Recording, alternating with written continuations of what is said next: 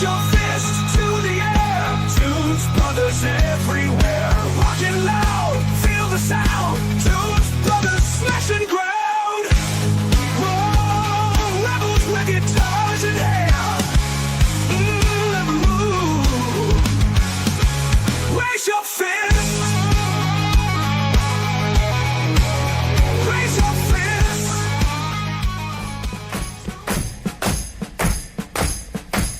Remember when you ran away and I got on my knees and begged you not to leave because I go berserk? Well, you left me anyhow, and then the days got worse and Okay, welcome into Alive Tunes Brothers, and this is gonna be fun, even though the other four gentlemen appear to be just getting back from a funeral with their enthusiasm. I'm gonna let Scott introduce this thing, but I am just going to say for the record, Dave, I did this live to prove a point. And Scott, what do we got going on? Okay, we got some total fucking anarchy going on today. This is a clusterfuck of massive proportions. Thanks, Dave. But anyway, we got Motley Crue, Dr. Feelgood going against Ace Frehley's 10,000 volts. Now, in what world does that make any sense? But hey, I can say we are not the norm here, so that's the kind of shit you should expect. So yeah, we're going to rank these songs against each other, track one against one, two and two on, until we get to the end and see which one reigns supreme. Anybody else here, Scott? Huh? Yeah, I'm here. Okay. So I lost volume.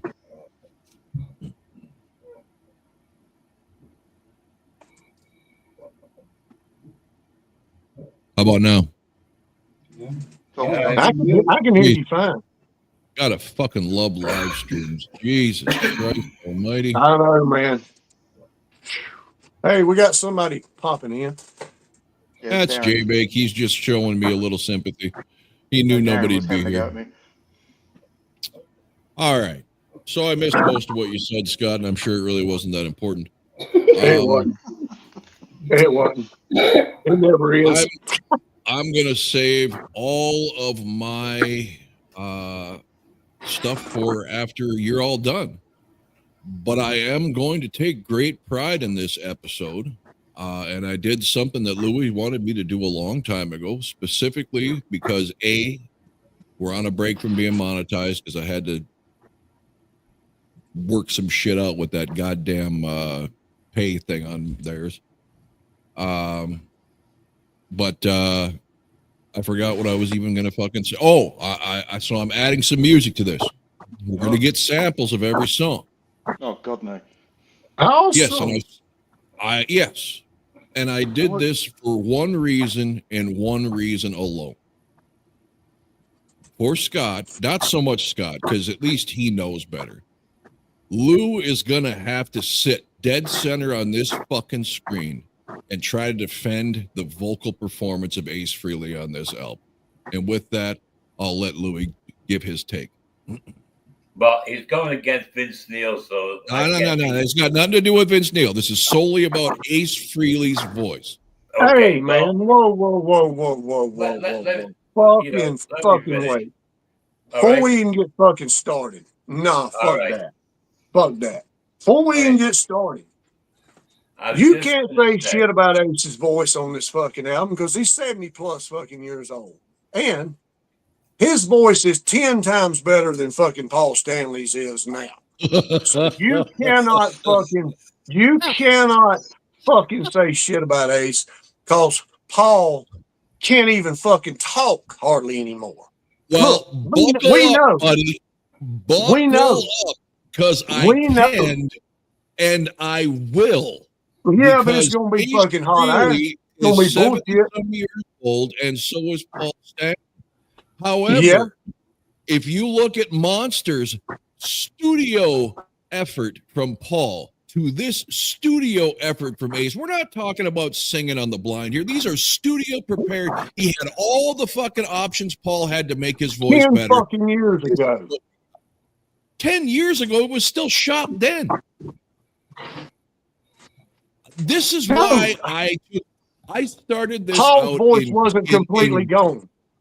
I started this out in great contempt.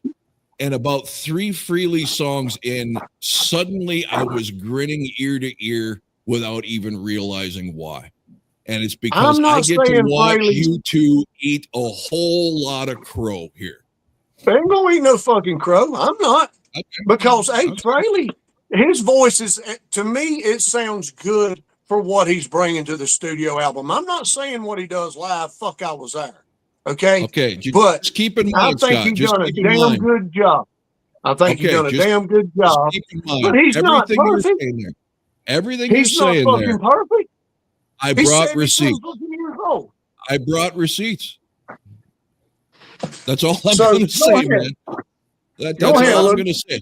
All I know, love if it when a anybody plan comes together, defends don't you? this voice, they're losing all credibility. Then that's all I'm saying. Louis. All right. I'm going to talk now. As I was saying, he's going against Vince. Neither one of them have a great voice. Ace's voice is what it is. I accept it for what it is. There's one track I think his vocals are brought too much to the forefront, and then it's a bad mix. But Ace sings the way he sings. I got no problem with it. You got a problem with his voice. That's a personal opinion. The whole world doesn't agree with you, Rob. People accept Ace's voice for what it is, and that's all there is to it. Okay? I got nothing more to say. I mean, I went through the album, both albums. I picked my favorites off of each, and that's all. Okay. Go ahead and get your tidy whities in a bunch there, Louis.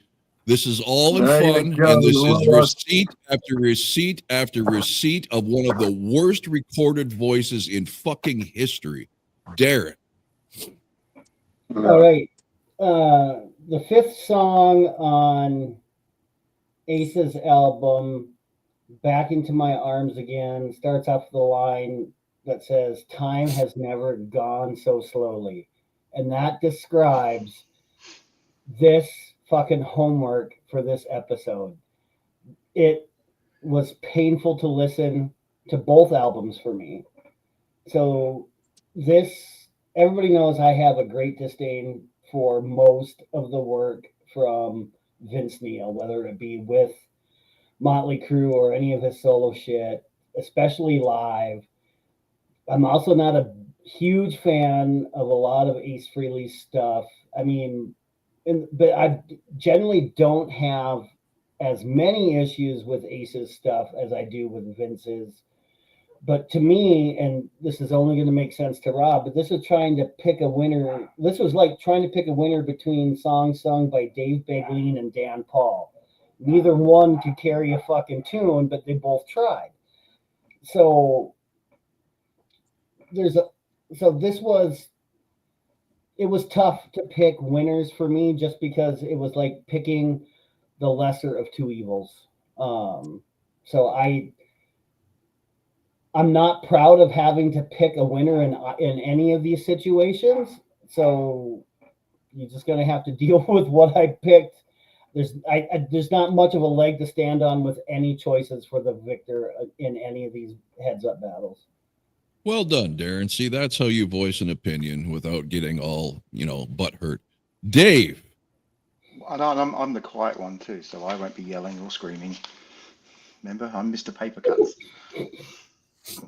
So accommodative anyway. Obviously, I decided to do this, and the rhyme or reason behind it. I think Dr. Feelgood is pretty much regarded as a good Motley Crue album. And Ace Frehley did say his album was the best thing he'd done since his solo album. So I thought, 2 great albums, how can you go wrong? Of course, my tongue is in my cheek because I don't like either of these albums all that much. I knew Scott would find it difficult. I knew Darren would hate it. I knew that Rob would get a lot of fun out of doing it. So I thought, it's a winner. Doesn't really matter. The only problem I had is because I'm not at home, I actually don't have my notes, but I have jotted down the songs I like. So, yeah, it should be interesting. Rob? Oh, and just to say, Yeah. I still think if Paul Stanley was to sing the songs on this album, he would sing them better than Ace, because he still sounded good when he did Soul Station, when he didn't have to rip it, doing the real rock stuff. And there's at no stage would you say Ace really, really rips it in here. But that's an educated stance there, because you've taken the time to listen to Paul recently, unlike Scott. Yes. So this is going to be fun for me in many, many ways. What's the point? I'm not even going to go there with you. All I know is I have to now add an album to and make it the 3 best hair metal-ish albums of the 80s. On top of Hysteria and Slippery When Wet, Dr. Feelgood now gets put in the ranks. I knew I liked this album. It was a huge part of the soundtrack of a summer on Main Street with the buddies. I didn't realize how much. There's not a bad fucking song on this album anywhere. No reason for me to hit skip or even think about it. I was blown away at a lot of the songs. I never even listened to a lot because I was so hooked, like most people, on Dr. Feelgood, Kickstart My Heart, and all the Rattlesnake Shakes and stuff. There are songs on here I had no fucking recollection of how good they were. And I also have to say that not only is this, how many albums does Ace have? Like 7, 8? If you count both Freely's Comets, I don't count the third one because that only had like 2 tracks on it. Trouble Walking, and then he had like 3 or 4 other ones before this one. Anomaly, yeah. I haven't even heard all of his albums, and this is by far the worst one. Now, here's how I defend myself to Lewis. And I'm seeing the couple people in the comments making reference to that 78 solo album to defend Ace's voice. This is not the 78 solo album as far as Ace's voice goes. And if you guys are hearing it that way, if you're hearing Shock Me, if you're hearing 2000 Man out of this voice, I can't help you. I almost uploaded a video because this reminds me of John Travolta's character on Welcome Back, Carter trying to sing on this album. It is brutally over-enunciated. He sounds stupid and retarded. And the worst thing about it is every goddamn song has a killer intro. And just when you think it's going to be a great fucking song, he opens his mouth and ruins it all.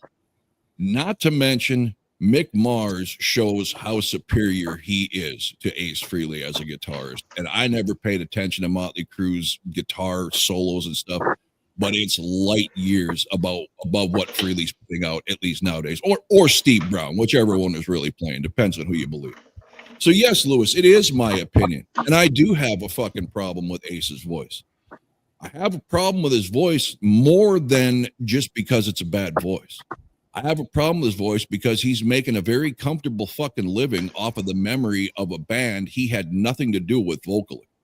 He sits up on stage and sings 3/4 of his songs that he never sang to begin with. And the songs he puts out and brags about, he don't fucking play. There's nothing from Anomaly and Space Invader and any of that shit in his live set. I just saw him. He's got to hook and fucking hold on to his Kiss legacy. And it's pathetic to me. It's pathetic that Gene's doing it. Gene's goddamn list now is just like the fucking farewell tour.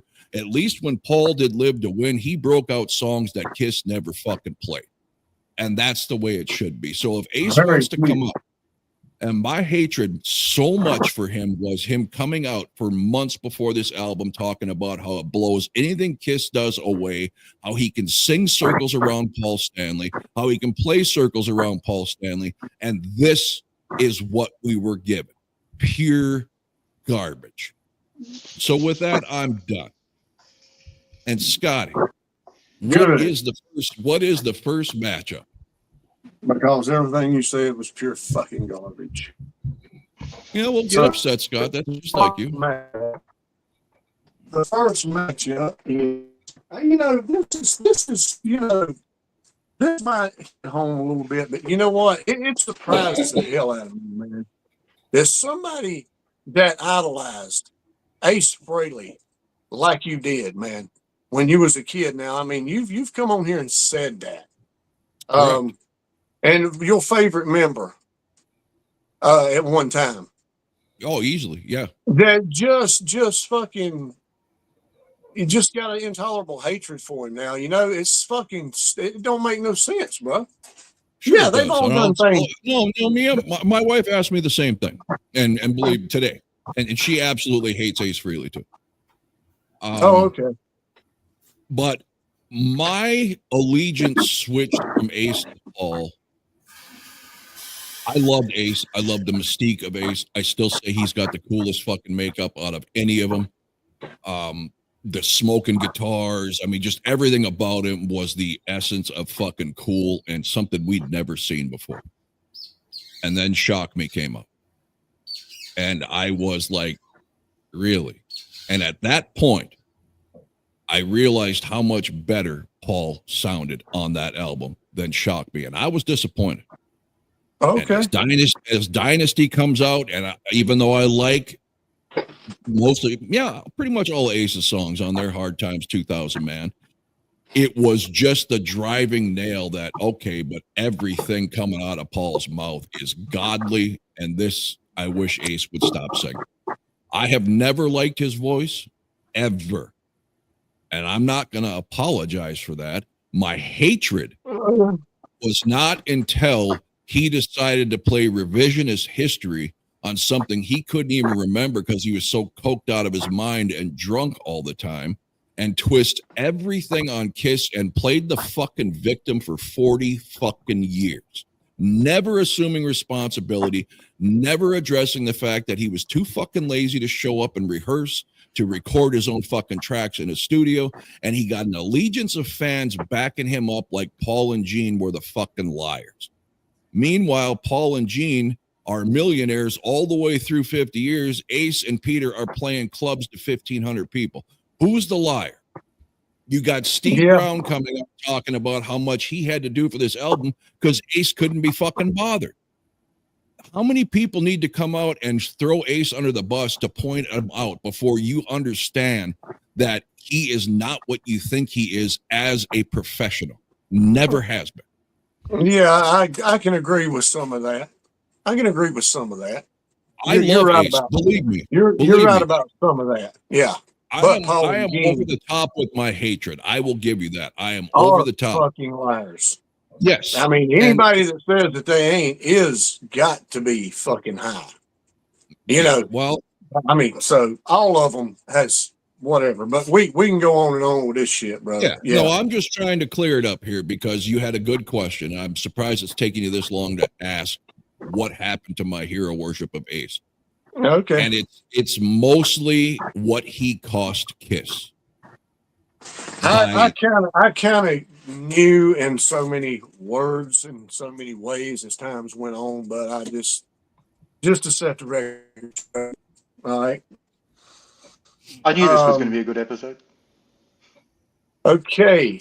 TNT, Terror in Tinseltown. 10,000 volts, which is fucking fantastic. All right. Before you give your take, I just wanted to make sure I had the right ones in order. So we are going to sample both. TNT. Yeah.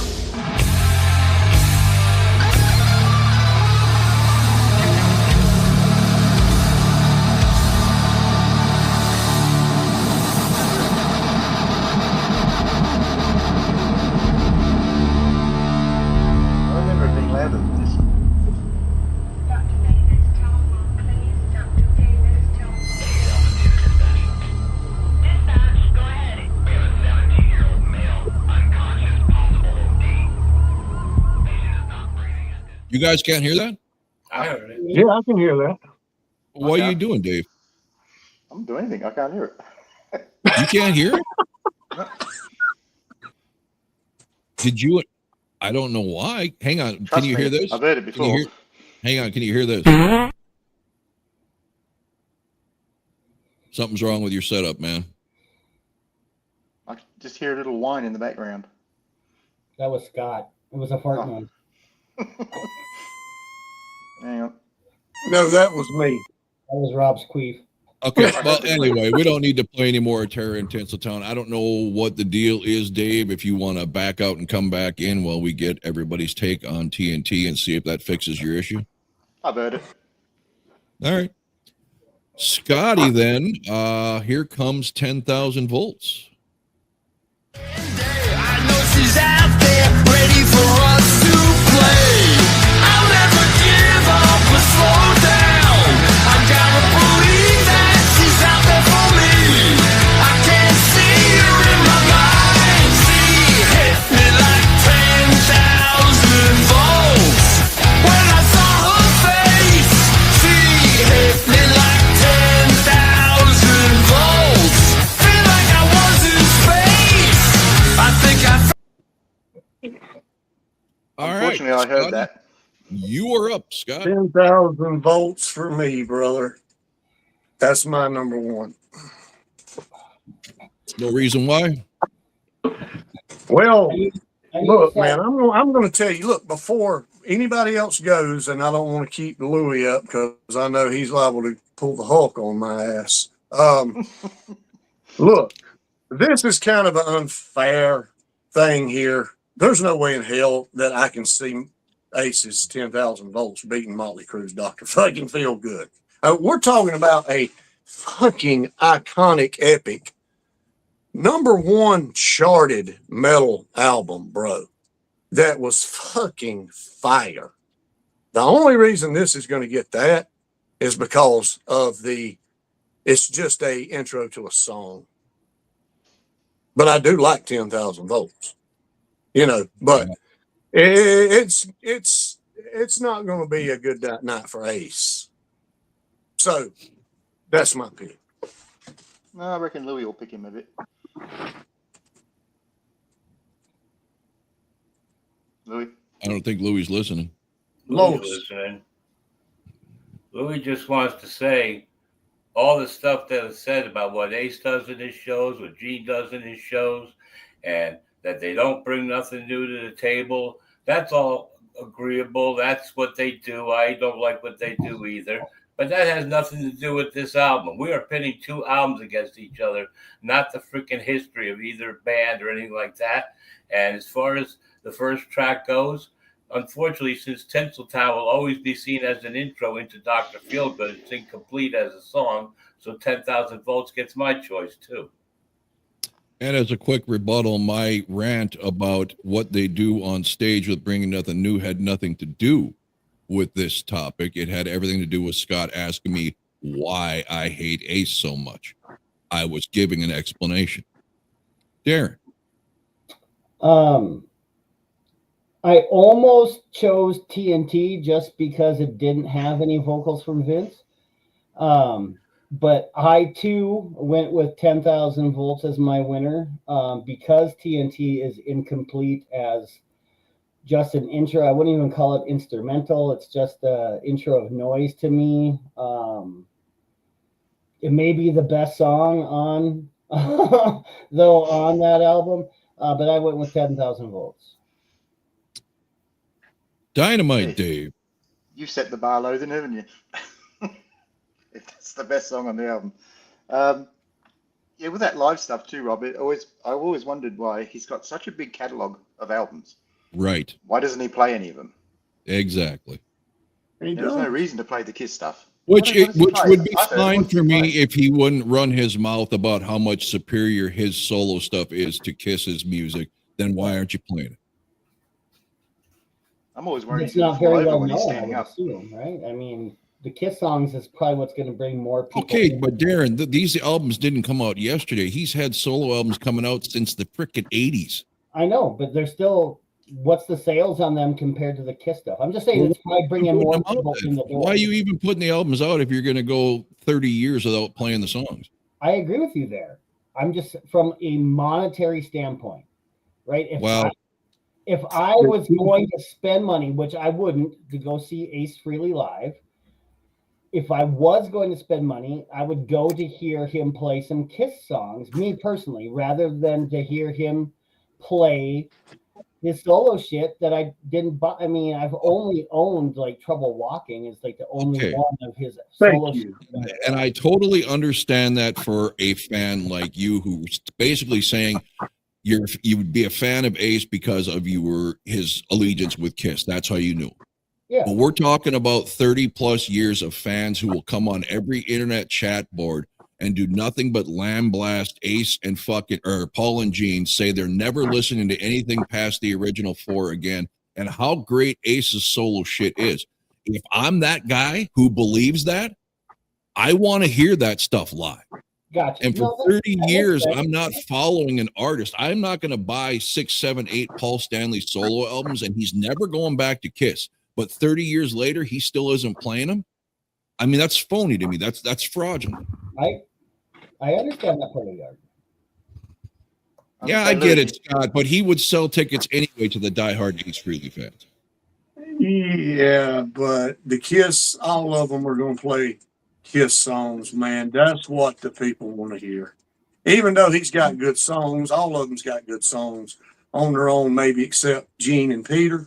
Well, no, I take that back for Peter because of the Chris Cat #1. But yeah, they're going. And now Peter, his set mainly on that tour didn't do any Kiss songs except for the encore where he done Beth and a couple other Kiss songs, and that was it, man. So yeah. Oh, Well, see, I know lots of Ace Frehley fans who always say Kiss was just a tribute band in the end. Then you think, Yeah. so what's Ace Frehley's band then? Yeah. Well, no, cover band. Yeah, whatever. Yeah. I'm not sure you can be a cover band when you got 2 original members and Eric Singer was in there for how long? Hey, Tommy well, Say's to been put there longer than any of the it in others. perspective, Eric Singer was the longest tenured drummer in Kiss's history. So And Tommy Thayer would have been the longest tenured guitarist too. Yeah. yeah. all right, it's your take there, Darren, Okay, well, or Like- sorry, Dave. a bit like Darren, I really wanted to put Terror in Tinseltown above 10,000 volts because I've never liked that song, but I can't, unfortunately. So Ace is going to get a clean sweep here. I know he is. So unless Rob does something out of the ordinary. I wish I could. I wish I could because I hate this fucking song so bad. Typical Ace Frehley electric space shit, this whole fucking album. But as cool as I think that is, kind of all an abbreviated version of the intro to Detroit Rock City with what they're doing there, it is just a 40-some second intro. So 10,000 volts gets it. There's my heritage right there. Cool. The Welsh Dragon. Longer Okay. tenures, yes, but not as legendary like Ace and Peter. Absolutely. You're absolutely right, Mr. Make Believe. Nobody's arguing that. This is about this album now. Okay. #2. We've got Dr. Feel Good, Dr. Feel Better, and Walking on the Moon. Now this stuff, damn. Oh, shit. I should play Man. the songs first. Wake up. Yeah. Okay, here we go. We said 10,000 volt, or I'm sorry, we got Dr. Feelgood. Walking on the Moon versus Dr. Feelgood. Which one do you Yeah. guys want to hear first? Do you want to hear a good song and then be let down, or vice versa? Both of them Motley. are great. It doesn't Wait. matter. Play Motley first at every round. It makes more All right. sense. Okay.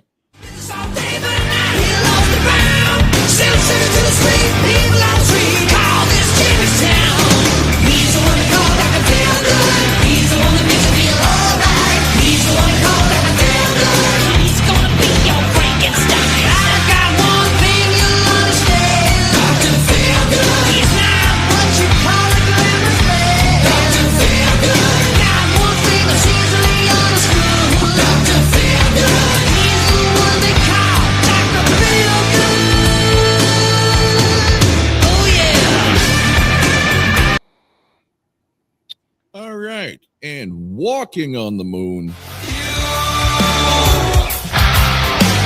saved me from disaster.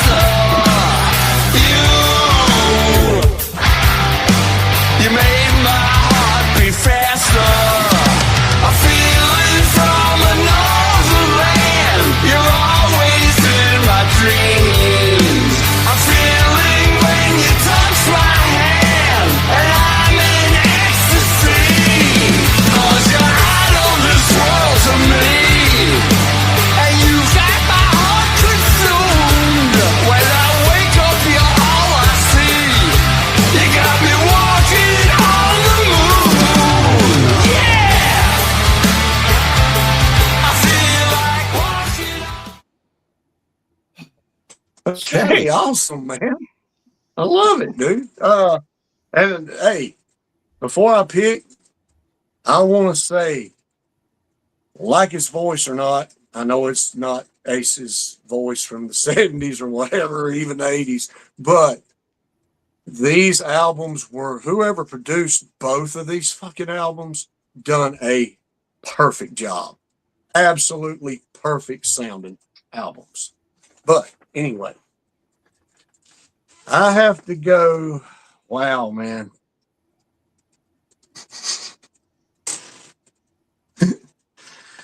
Oh, I'm acting like this is tough, man. Walking on the Moon, dude, it's got to be one of the best songs on that album, man. But Dr. Fucking Feelgood, there's no way in hell I cannot look at Dr. Feelgood on anything on Ace's album, man.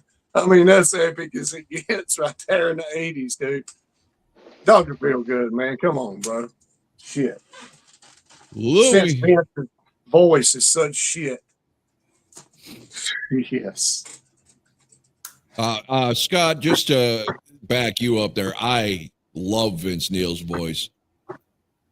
I've never had a problem with it until recently. It is laughable and cringeworthy, but so is Paul's, Yeah. so is Ace's, So is so is everybody. all of these guys that have been singing their asses off. I understand that sonically his voice just didn't work for Darren, just like Don Dock and Dio, great singers. It just don't work for me. I always like Right. Vince's. That's just it, man. Yeah. All right. Louis. All right. For Walking on the Moon, I got to say that song is played way too slow. I don't know what they were thinking. I put up a video where I have the speed on the song a little bit faster, and it sounds a whole lot better. And that's the way the album should have been at that speed, because I think a lot of the songs are too slow for the 10,000 Volts album. Dr. Feelgood is too killer of a song to lose to Walking on the Moon. There's just no way Dr. Feelgood is going to take a second place spot for that round. No. Darren. I was just going to say, before Darren goes, if they'd have made these songs quicker, there is no way he'd be able to sing them live. He'd never. I don't know. I'm just going by He's how an the hard album job would keeping up sounded now. better. I know it could be sounded better. Sorry, Darren. Help me Yeah, out, I'm Kiss just going fans. to read that comment from Jay Bake. No, I agree with Lewis's take that in my comments, it's like, this is another song off of Ace's album that it sounds like you're running in mud, or it feels like you're running in mud. There's several songs on that album that I know it's in my comments later on too. It's like playing a 78 at 45 RPM, right? It's just it should be faster. And I agree with Dave. How the hell is he going to perform them live if it's any quicker? I just don't think he has the mental acuity to do such a thing at this point. The majority of the album from Motley is superior when it comes to the music. The guitar work, I've always enjoyed. Mick's riff his overall guitar play. Whoever did the bass work, I know it's not Nikki. Whoever did the bass work did an outstanding job. But I just cannot do Vince's voice. I don't like the way he holds out Hollywood, Candy Cane. I can't do it. Oh my God. I went with Walking on the Moon. It's a train. Oh my Hey, good Lord. yes, man. I like that Wow. song, man.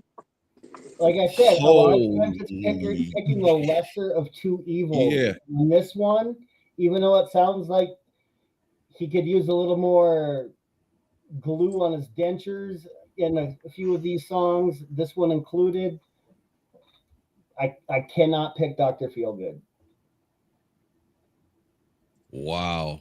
And Might be there's big the on you clear, after this. there's the clear biased hatred for Motley Crue coming out, because that cannot be an honest. Absolutely. And look, man, I agree that the song sounds slow, but I don't think it needs to be played slower. I just think Ace needs to not draw out his vocals. You can't help it. You know, I do have a problem with that. So go, Dave. Yeah.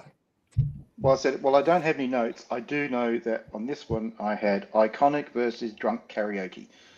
Thank you. So you probably guess which one I think is iconic and which one's drunk karaoke. So, Darren. All right. And as it should always be, appreciate your comments, but yeah. This is how you handle someone who you disagree with instead of getting mad. I 110% agree with or disagree with everything Darren just said. I didn't get mad at you. No, not you.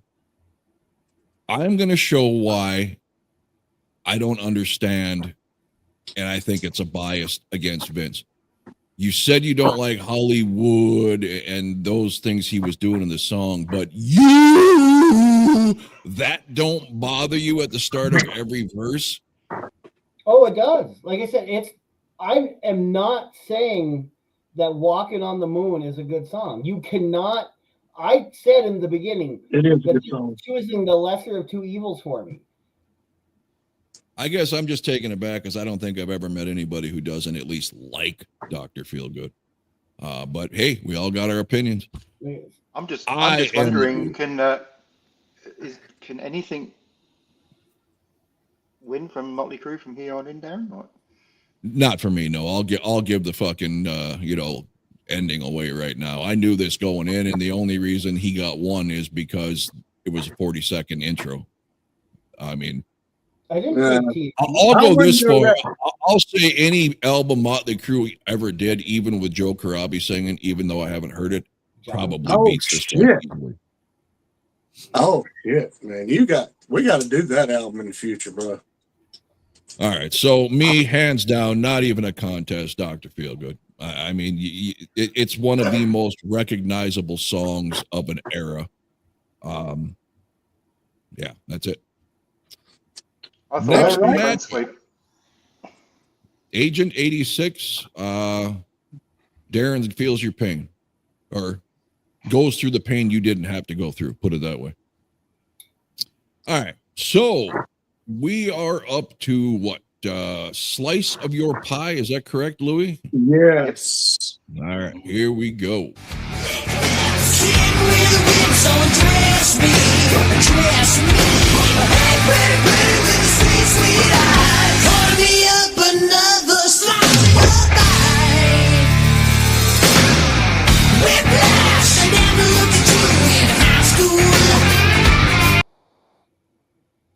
And Cosmic Heart, I believe, yes. Strangest of things, sometimes I lost my way, but never gave up my faith, 'cause life is too short. Now hear what I'm saying, I've got a cosmic heart, it can't be torn apart, no one can read my mind, I can't be hypnotized, I've got a cosmic heart, my blood will flow faster than immortals, and I can't be controlled. Scotty. All right. This one was not quite as tough as the other ones. Cosmic Heart is not my favorite on Ace's album. The verses are very drony, but the chorus is not bad on that one. And the jam through this album is fantastic. And his band is cool as shit, man. We got to hang out with them guys for a little bit here a while back. They were cool as hell. But anyway, I've always loved Slice of Your Pie, man, by freaking Motley Crue. This is just great. So there's a lot of good songs on this album that didn't get the credit because, hell, it was such a good album. But, yeah, there's nothing on this album that I don't like, except we got something coming up, a surprise here about midway. And I will talk about it when I get there. Motley Crue. Louis. All right. Well, Cosmic Heart is definitely one of the weaker songs on the album. Maybe speeding up would have helped it, but I never took the time to find out. Slice of Your Pie sounds very reminiscent of, if anyone knows Aerosmith the way I know Aerosmith, who actually listens to them to know what's the good songs, what's the bad songs. Slice of Your Pie is very much reminiscent of Bolivian Ragamuffin by Aerosmith. And it's still good enough to win over Ace Frehley. So Slice of Your Pie wins. All right, Dayron. This, to me, both songs aren't very good. They're both slow. Sorry, assholes next door are letting off fireworks. If you hear the noise outside, I'm gonna have A bit early for fireworks, eh? I'm gonna have a crazy Rottweiler here in a second, so I apologize if she comes barging in. Yeah, Cosmic Heart. That's where I have that's the one I have a comment. You know, it's another 78 RPM record played at 45 RPM. It's not a good song. It's not very well done. I am not a big fan of Slice of Your Pie either, but that was the lesser of the two evils this time around. So there's Motley's first win on my score sheet. Down under. I know that was hard for you, Darren. Yeah, it is. It's tough picking anything off that album. But like I said, it's not easy taking things off of Ace's for the most part either. I was going to say Ace would probably have in his headstone versus Madroni. I think they'd be right. Yeah, Cosmic Heart is shocking. Those verses are horrible. The only thing that saves the chorus is the fact there's some backing singers, so you can't hear Ace quite as well.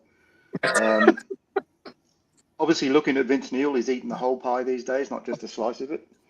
But it definitely is the better song, so it will get my vote this round. Oh boy. Okay. I will say this right off the jump. I have no questions on who played the guitar in this song because that riff sounds eerily like Parasite-esque Ace Frehley. That is one of the coolest fucking riffs I have heard him deliver in decades. But like Louis said and Darren said, it's too fucking slow. I mean, not that the tempo's too slow. He sings it too slow. And that, I think, he does that a lot in this album, and I think that's what makes his voice so annoying and sound so drony, because he's just slowing down. It's just, like I said, almost every one of these songs starts out with a fucking epic intro, and then it just goes off the rails for the same reason.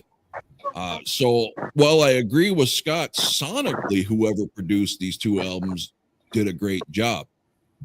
But if Steve Brown was the only one in Ace's ear on the final say of how these tracks came out, then he needs to never work in that position again. Somebody should. Ace had a very good shot here at doing something, especially musically. The thing sounded fucking great most of this album.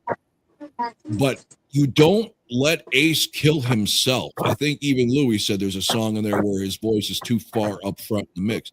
That can't happen. You should be doing everything you can do to protect Ace. They didn't let Paul's voice break on Monster and Sonic Boom like it did live. That's what the studio's for. I think this is a wasted opportunity because somebody in that studio didn't understand that Ace needed all the help he could get. But Yeah. Slice of Your Pie is just a superior song. I do like the chorus of Cosmic Heart. I love the guitar riff, but that droning verse, I just can't do it. And I agree with you on that, man. I think Ace's voice on the album is too upfront. It needed to be the music needed to overshadow. You should have been able to hear him, but not so brash, man. And Yeah, spit it's it like, out, it was man. like they were trying to embarrass him by putting his flaws right out there louder than everything else. You got to cover that up. So yeah, I agree. I agree. But All right. number Next, what? we got Rattlesnake Shake, Yes. which, for the record, I find way better than Skid Row's Rattlesnake Shake. And I think both albums came out the same year. So I don't know if there was any inner workings there or borrowing or what. They're two completely different songs. And they're both good songs. I just love Motley Crue's version over Skid Row's. Yes, me too. Here we go. The way she shakes her hips and licks her lips. Come on now, why don't you shake that thing? Do the rattlesnake shake. Shake, shake, shake. Rattlesnake shake. Make my body ache. Rattlesnake shake. Shake, shake, shake. Rattlesnake shake. It's all I can take, yeah.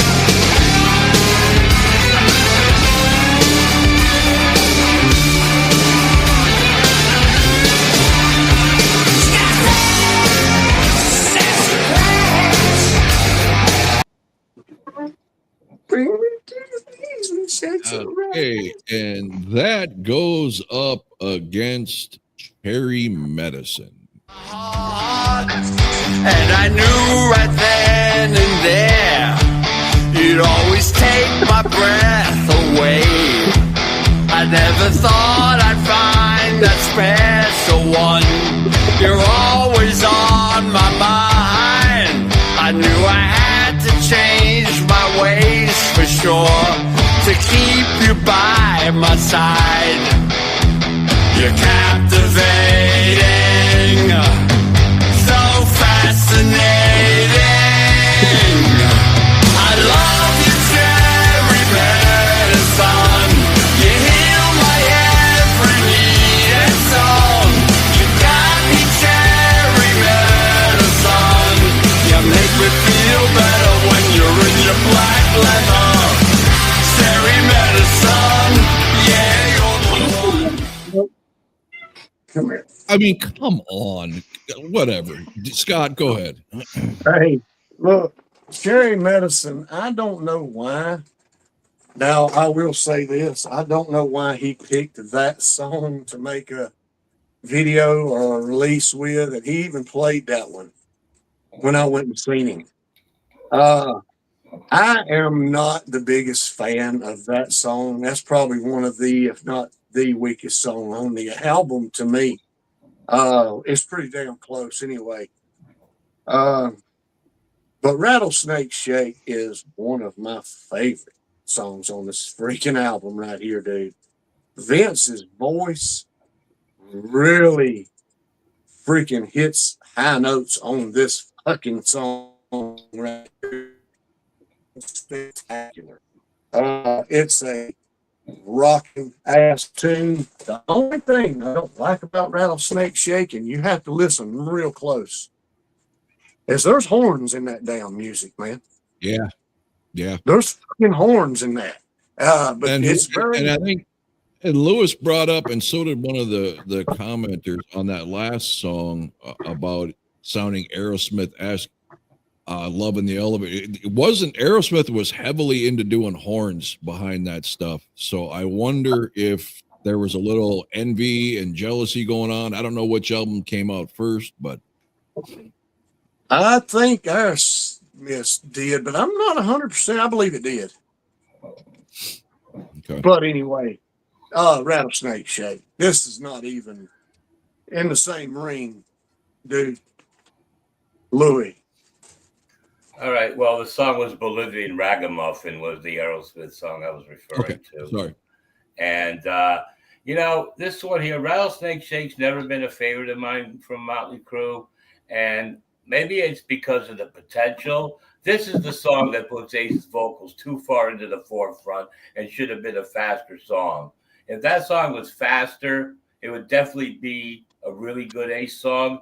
But since I'm not too crazy about Rattlesnake Shake, and I do like the way the chorus kicks in for Cherry Medicine, I'm going to give a vote for Cherry Medicine. I might be the only one, but I'm giving that a vote. Okay, real quick before Darren goes, Agent 86 is playing Asshole, Cherry Medicine, or Apologize from the Warning. Well, the fact the girls can sing.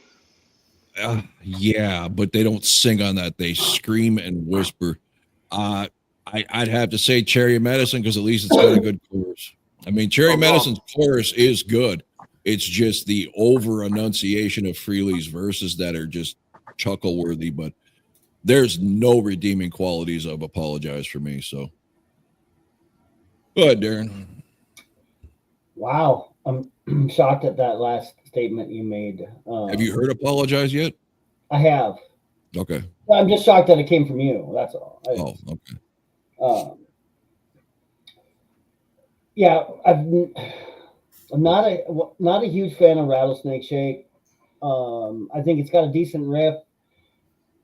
I normally like horns. I'm not sure if the horns were the right thing for that particular song.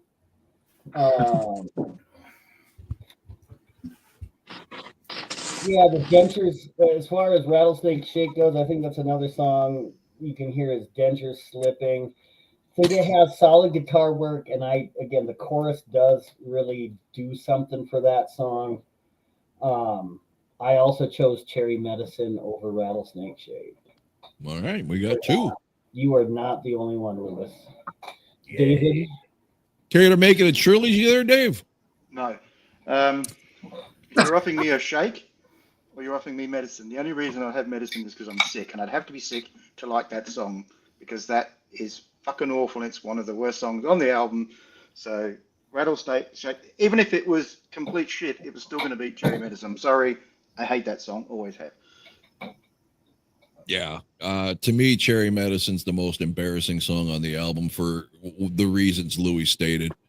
It's like someone said, watch me make Ace look bad. I'll turn this fucking input up on his voice so he can really hear, him sound stupid or something. I don't know, but it is laughable.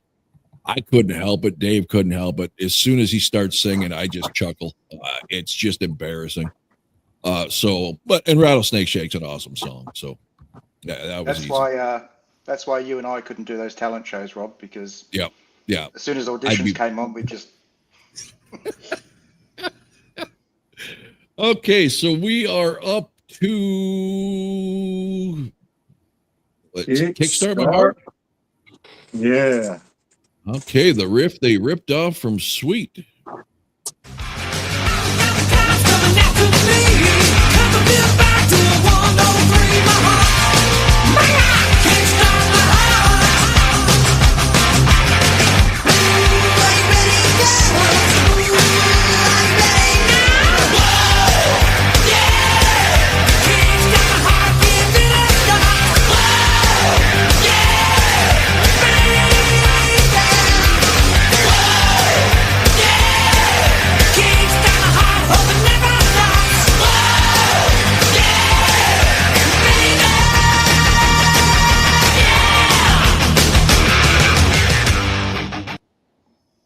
Okay, Back in My Arms Again.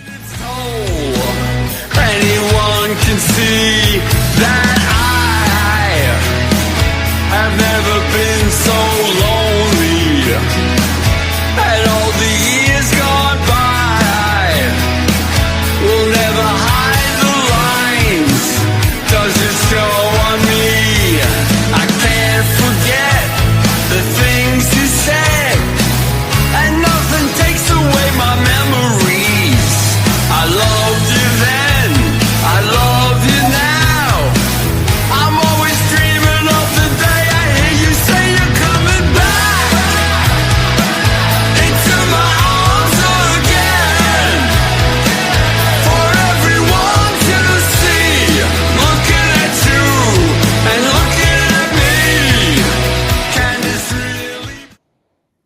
Okay, Scott, even you were laughing, so go ahead.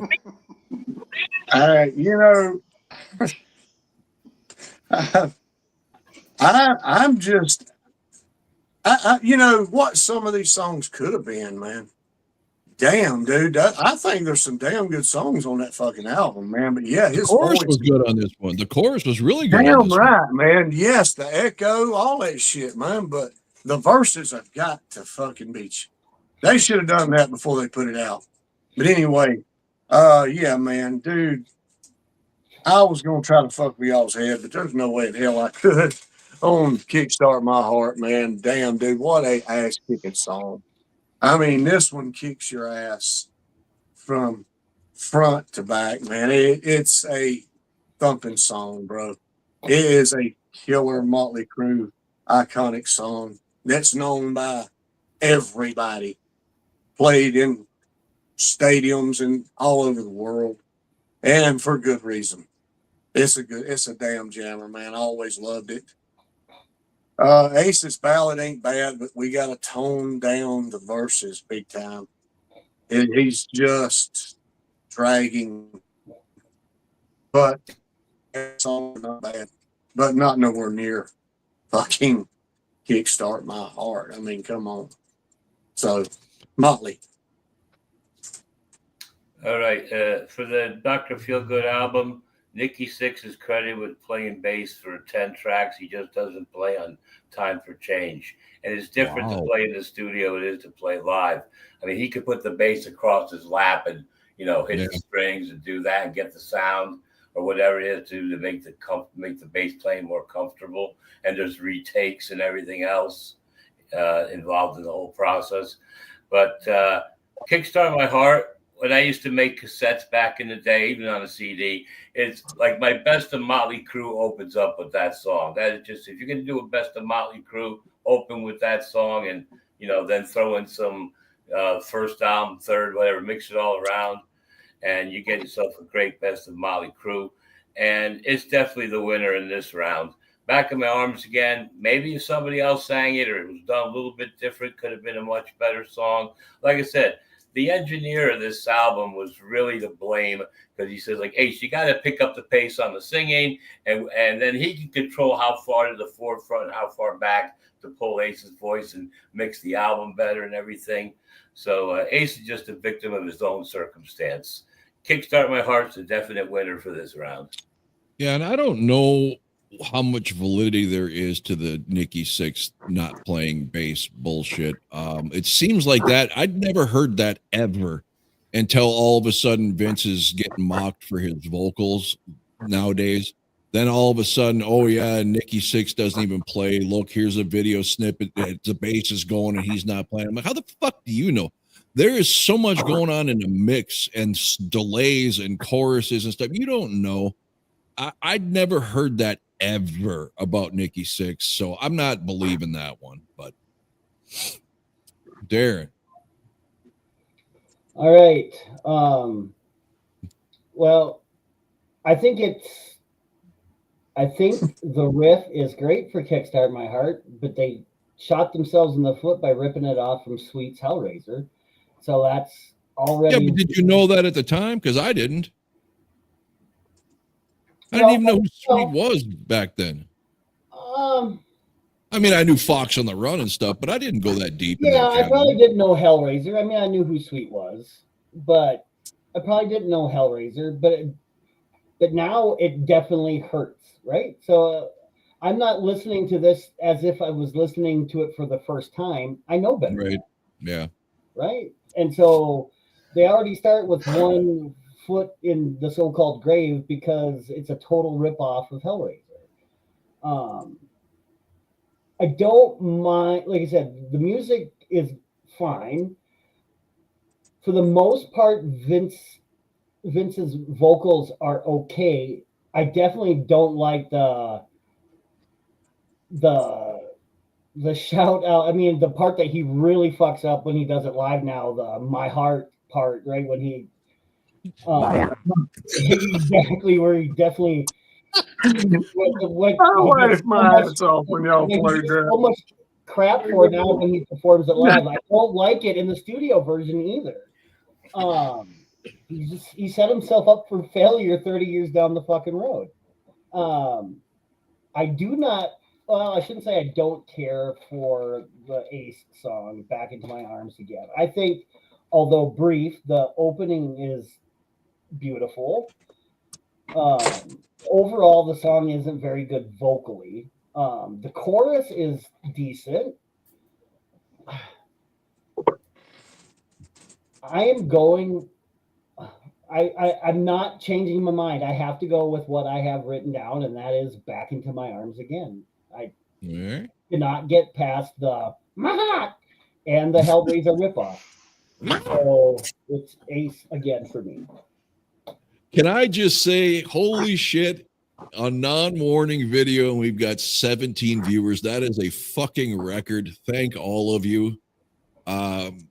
Dave, your take on versus "Back in My Arms Again." Well, of course, being the biggest Sweet fan here, and yes, I did know it when it came out, but I'm going to forgive them because it's still a great song. Back Into My Arms Again, as you could see, I chuckled as soon as they started singing, I suppose you'd call it, but what Ace calls singing anyway. I can't get past those verses. They're just so horrible. Everyone keeps saying if he'd have played these songs quicker. I mean, you heard the guy talk. I'm not sure he could sing quicker. I mean, it'd be good because the songs would be over faster. That'd be fantastic.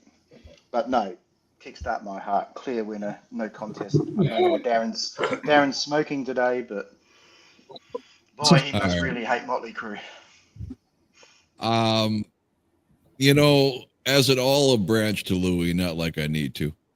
I did say all the way through, and Scott, these intros and music are very, very good on this album. As are the choruses. The choruses on most of these songs are very well done.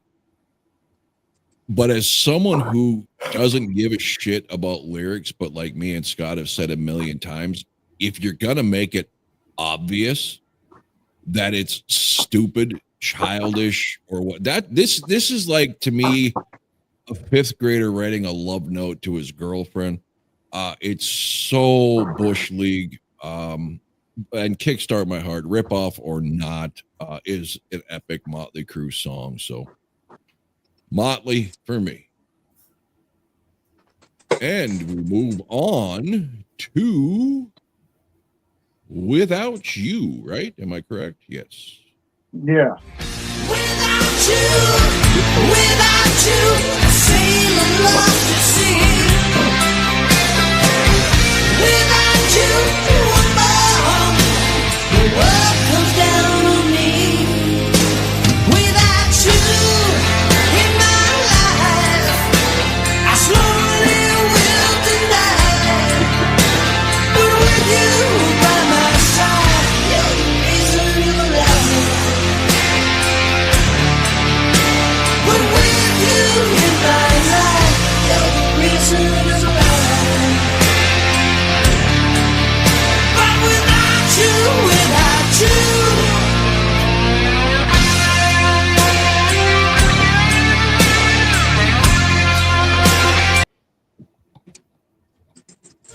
Okay. I just say, if I showed my muscle, we'd get banned.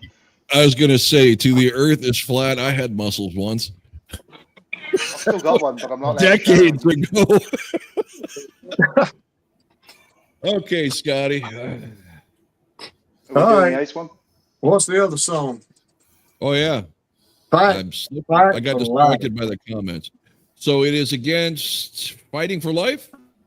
Yep. All right. Wanna believe, packed up his bag, grabbed the guitar, he's gone, gone. Stayed to a gang 'cause they watched his back. His heart wasn't there, was across the track. Music was his love, it never let him down. He's gone, gone. And it's harder than it seems on your own 2 feet. There's danger on the street. It's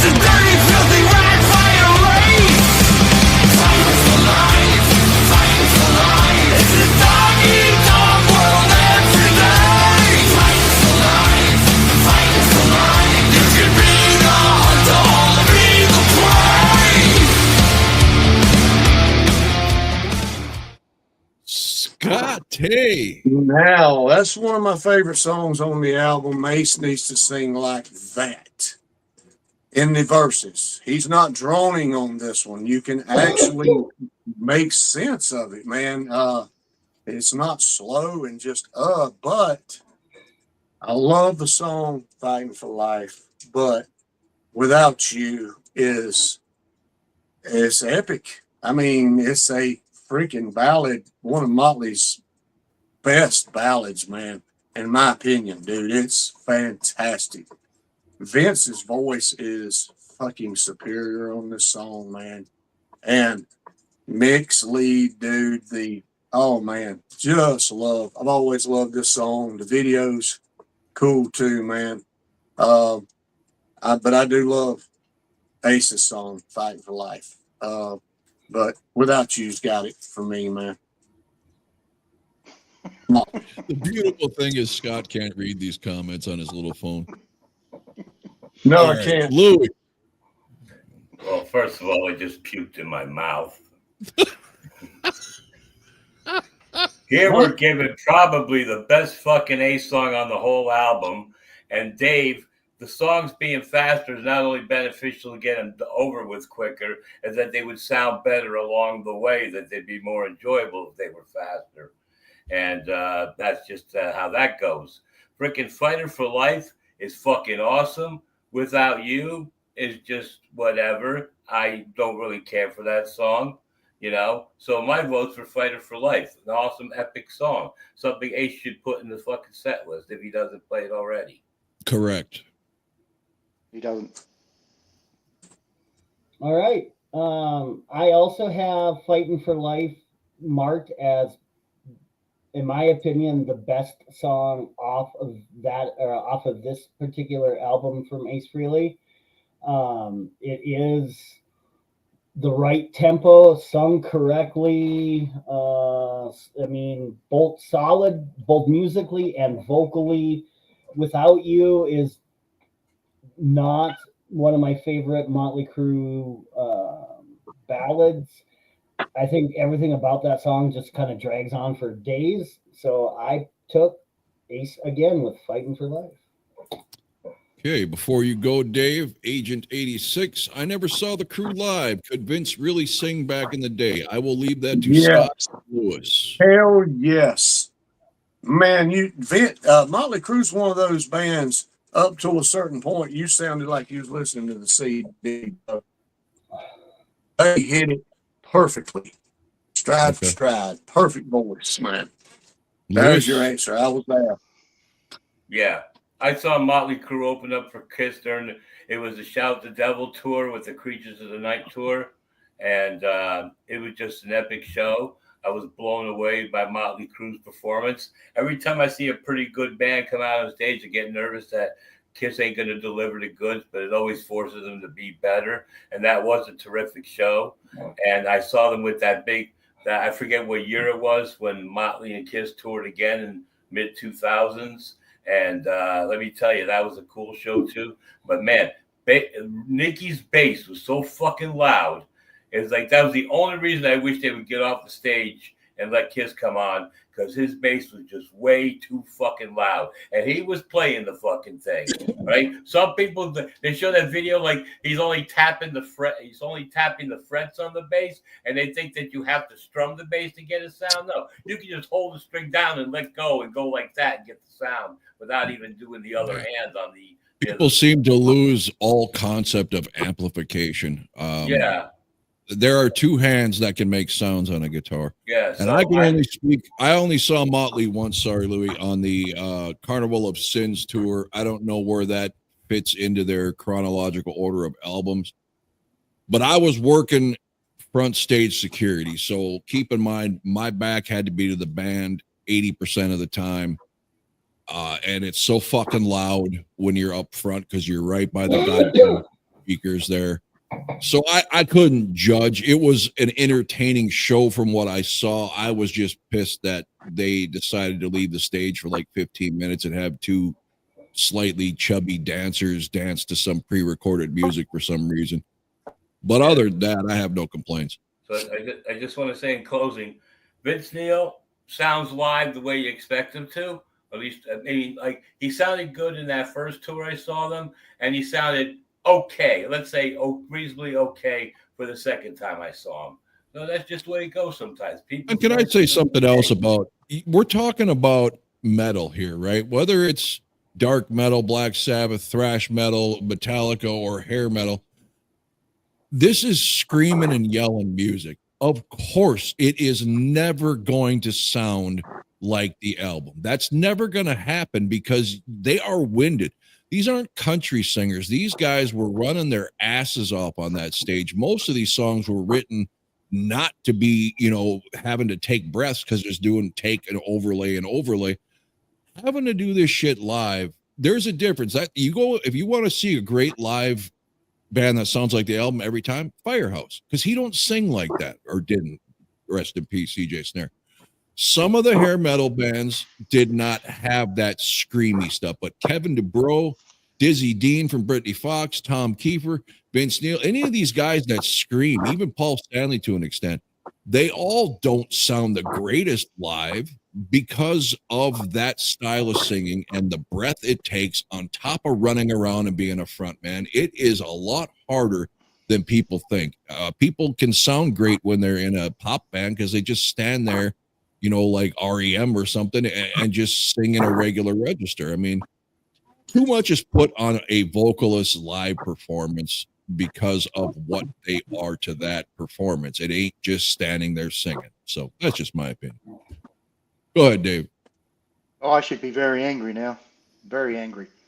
All you people interfering with my take. Louis, bastard. Why are you angry with me anyway, Louis? What did I do? What? You're having a go at me. What did I do? What did He was laughing. Go at you? He was He laughing. was having a go at me. Something about the speed of the song and Oh, you said, or even at the speed, the only good thing is they'd be over with quicker.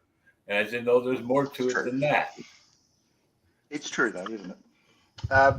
Well, I'm going to pick Ace Frehley as well, even though it sounds like his teeth are about to fall out while he's singing this quicker. It's still the much better song, and I'm usually the ballad guy, so I don't like the Motley Crue ballad. I know Darren's more of a Home Sweet Home kind of guy. Oh yeah. Good song. Scotty Miller, Tommy's titty camera was awesome. Yeah. Yeah, I remember that. Even Titties in Bismarck came out for that. That was We've got titties on our stream too. Yes. Scotty. I'm gonna change my mind. Hmm?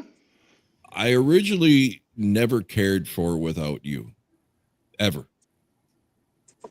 And then in doing this prep, it's really not a bad song, especially considering the turd that is Home Sweet Home. So I had that, but just hearing this sample now, that's a pretty badass fucking song from Ace. At least the chorus, and I didn't have a lot of verse on here to nitpick it to death. Yeah, I got to go Ace. And I did not think, I thought only thing I'm coming into this, Ace was only winning that goddamn intro battle. But we'll see. That's kind of why I like doing this. And I know, Louis, it is better. But if you ever want to be monetized, you can't do what I'm doing tonight. But it's proved it can change my mind on the spot. So there you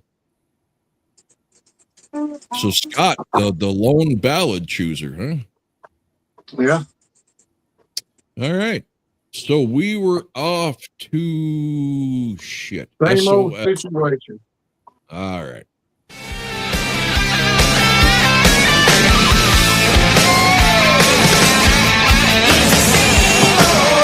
Same old situation. It's the same old ball and chain. Girl, it's the same old situation. It's the same old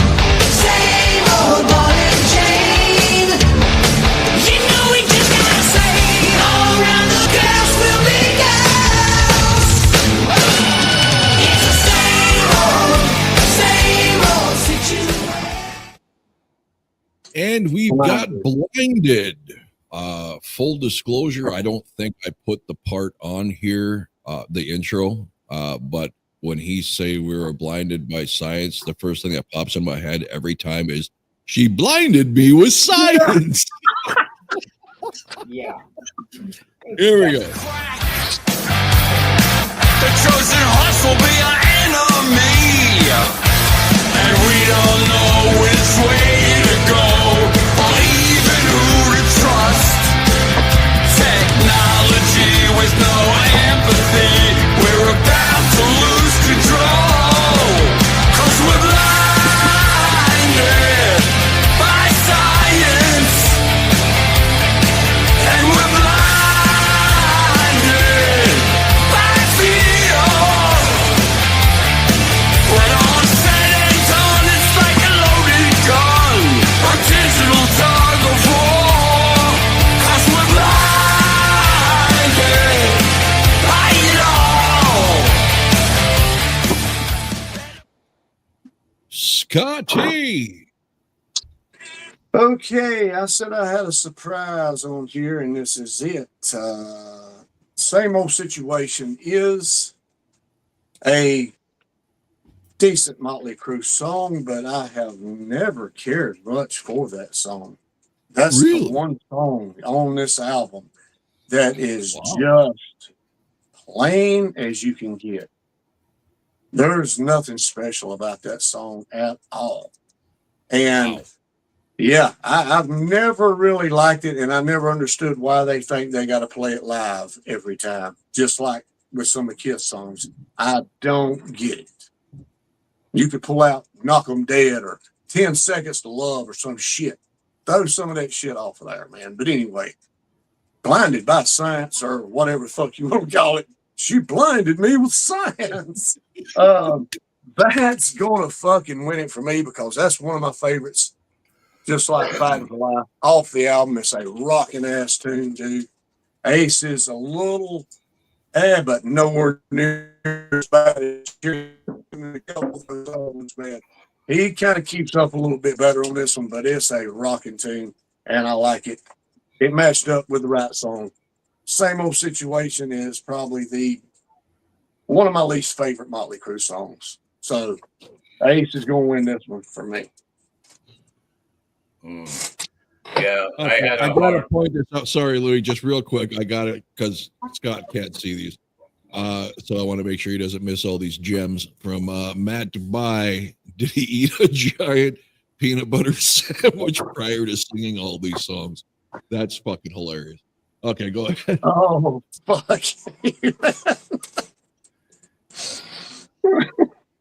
All right. Well, wow. This was one of the toughest ones for me on a personal level because when I made my best of Motley Crue, I always use Same Old Situation to be the Clubs Out song. It always seems to be the kind of song you would end the thing with. But, and with that Ace, that opening is so horrible. It almost was going to lose. But if they just took out that opening, Blinded is a very good song. So I'm giving this one to Ace. Beautiful.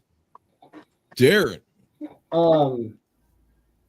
Same Old Situation is one of the few songs off of this album that I actually kind of like.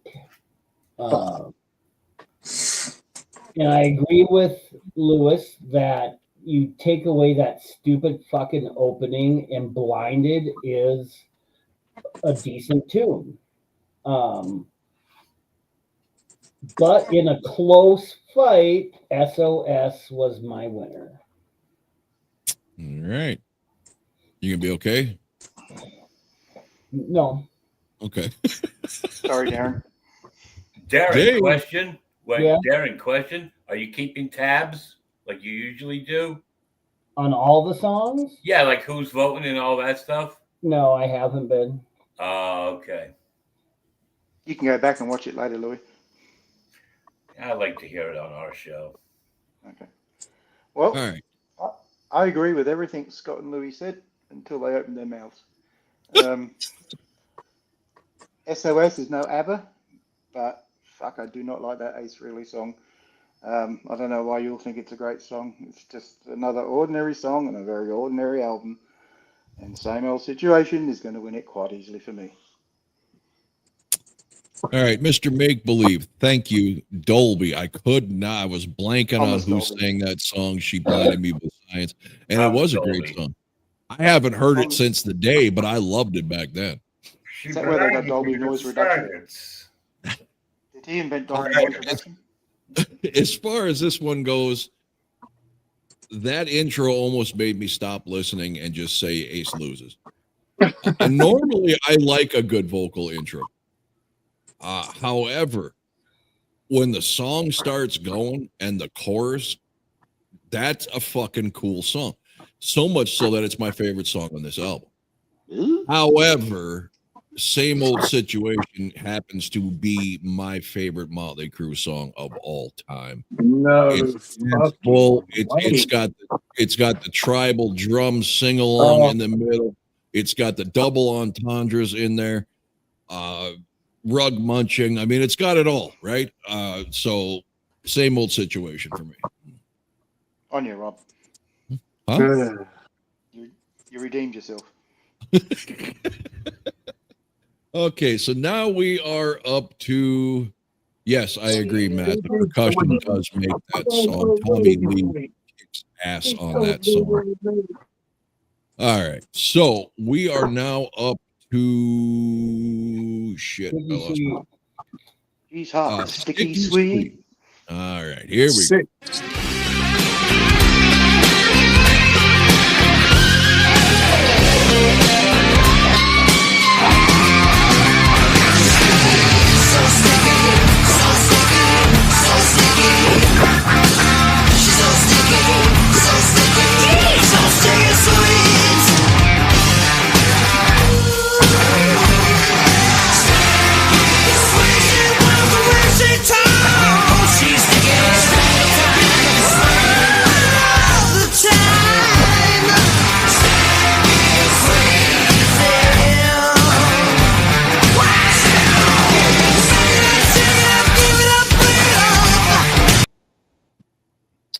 I agree. Agent 86 Ace was the coolest back in the day, referencing the poster behind Scott.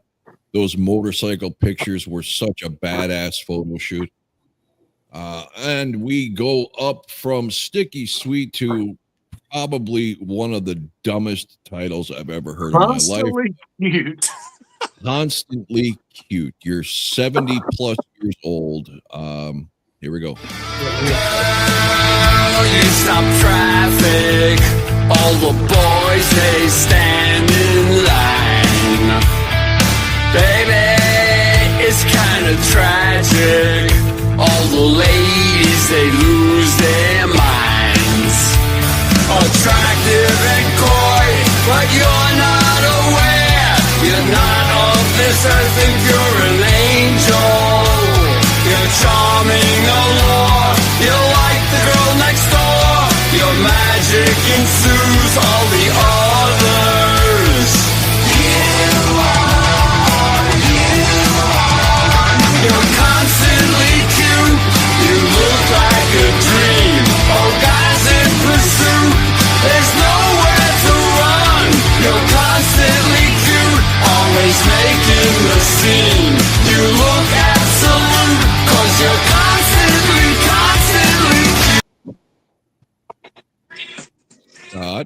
Scott Miller says awesome poster, Scott. Hey, thanks, man. It's original too, man. It's 1976. And Agent 86 recognized immediately what I did. Scott is hiding his face. No, I had to sneeze. Oh, okay. Yeah, I thought you were going to vomit. But anyway, since Constantly Cute is my favorite song off of this 10,000 Volts album, Liar. It has to be the winner for this one for me. I think it's perfect Ace song on here, and if y'all believe that, you're fucking idiots. But yeah, this is a horrible song. This is one of the ones that I wished would have not have been on there. Kind of with Cherry Medicine. You know, there's a couple that I don't like, and that's one of them right there. But damn, what can you say about Sticky Sweet, man? That is freaking motley. Vince's vocals superior. Literally, he's doing everything in that song. That's awesome. Can't beat that. Sticky Sweet, Motley Crue. All right. Matt Dubai says that poster sticks to the wall by itself. Yeah, And- no, And Scott has been sneezing a lot. He noticed that too. they're old. The Gene one actually dry rotted. I still got Paul and Peter on the motorcycles, but Gene, his flaked away, man. I wasn't able to salvage it. But yeah, they're original, man. I never seen any reprints of these ever. So You know, I Trying to- appreciate that. I appreciate that you took that in the way it wasn't intended. Louis, Yeah, this is the round that I want to say pass and skip both songs. I'm not that big of a sticky. None of my best of Motley Crue's ever included Sticky Sweet. Constantly Cute is a weird thing. I mean, I kind of went through it twice, kind of liked it a little bit, then I didn't like it. And I'm like, and so since I haven't, now you're getting my final decision just by default of it not being as bad as the other song, but neither one of them are good. I'm going to give the winner to Sticky Sweet. Darren. Yeah, I have to side with Lewis. My comments on Sticky Sweet is the opening blows, the middle blows, the end blows, Vince blows. But the Constantly Cute isn't any better.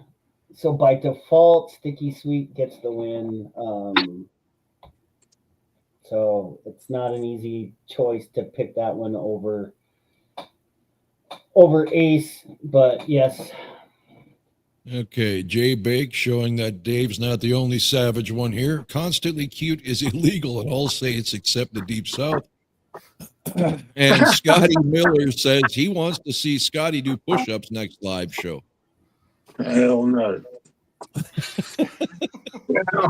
Matt Dubai, the way Lewis recites that makes me think he was a romance novel narrator in his past life. Except Louis hates love. So, yeah. You know what? I do. I hate love. You know why? Because hate is a deceptive emotion.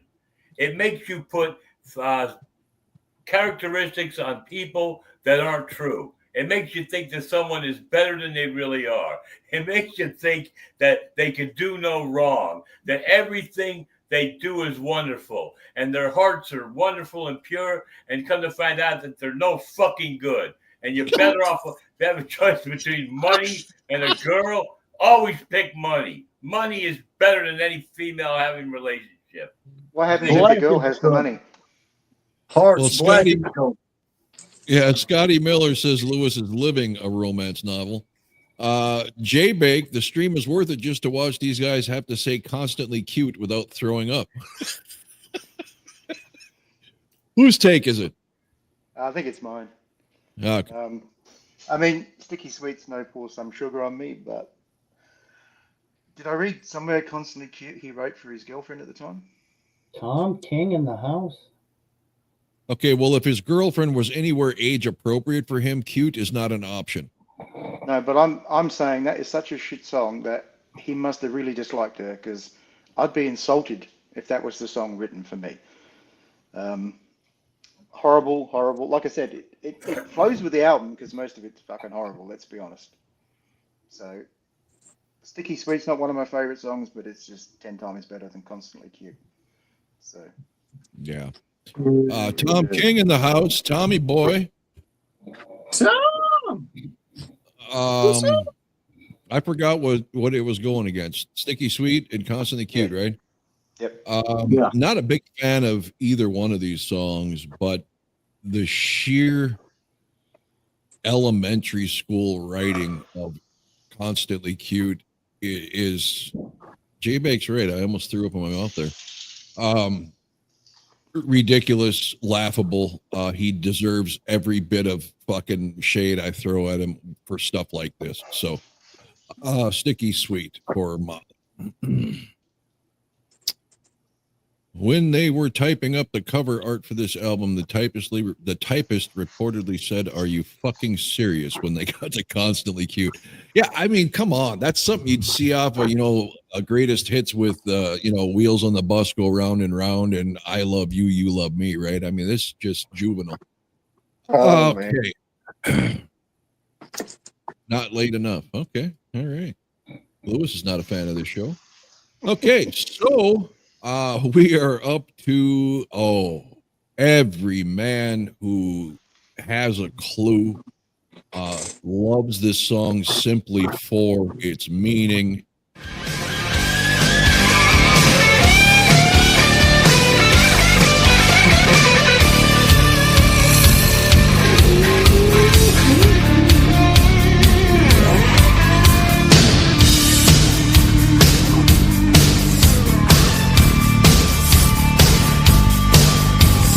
Flat on my back, she goes down. Backstage pass, she goes down. With all of my friends, she goes down. She gets heart attack, she goes. She goes down, she goes down, she goes down, down, down, down. And with that, we go to Life of a Stranger. It's my time to sink or swim. You came along and pulled me out of all the trouble I was in. Why did you do it? Why did you risk your life for mine? Who would have done the same? There's no way you're sneezing, Scott. We're on to you. Who would have done the same for you? Who would have saved you just in time to save my heart? And you don't even know me. You saved my dream. You heard me scream. Whoa, you saved my soul. Love that you have shown me. You saved my life. You saved my life. Whoa.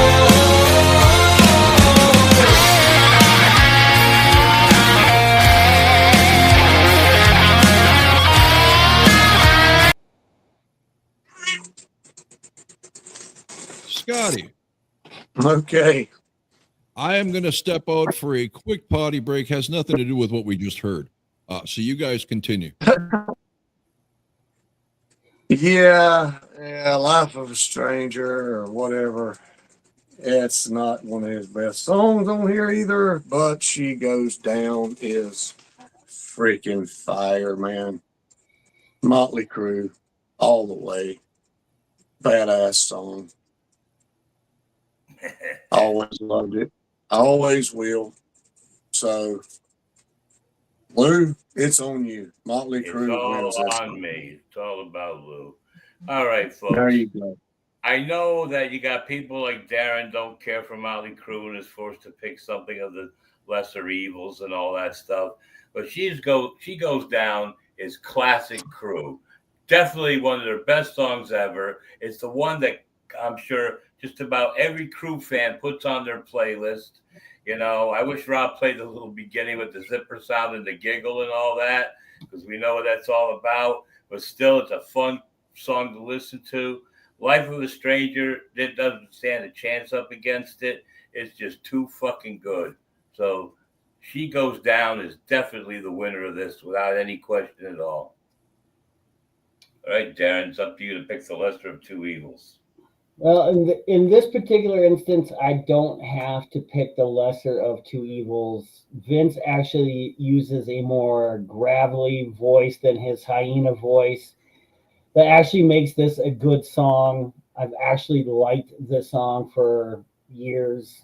It's one of the few Crue songs that I can tolerate on an ongoing basis.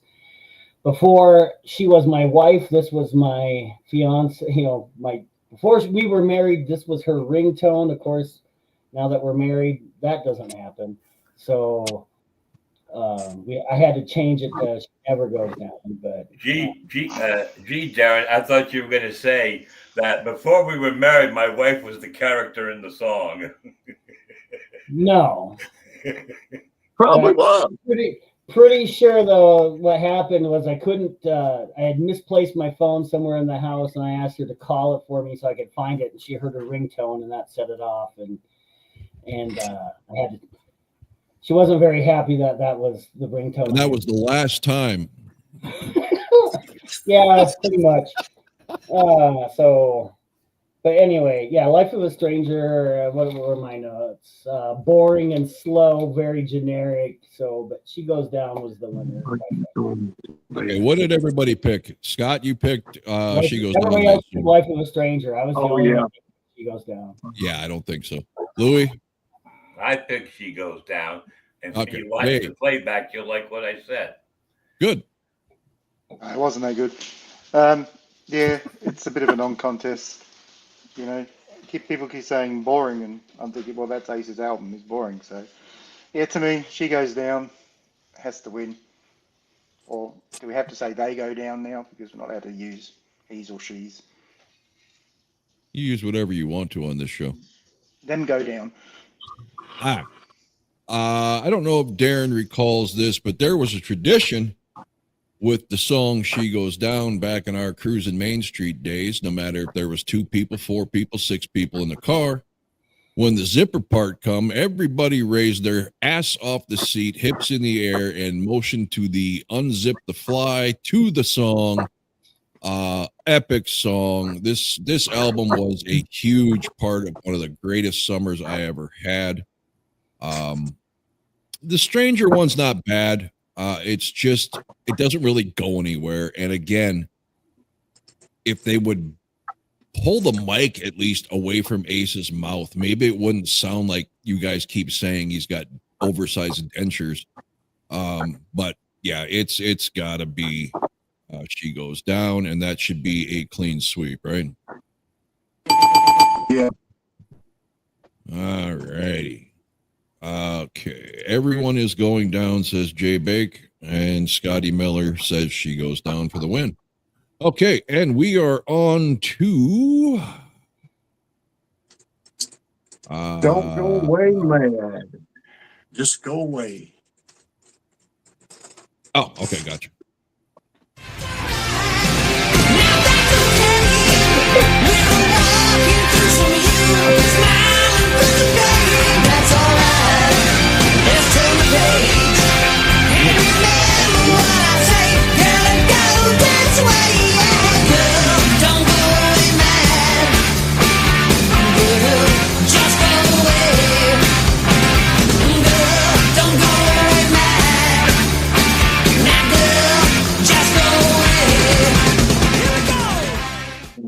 That works out great.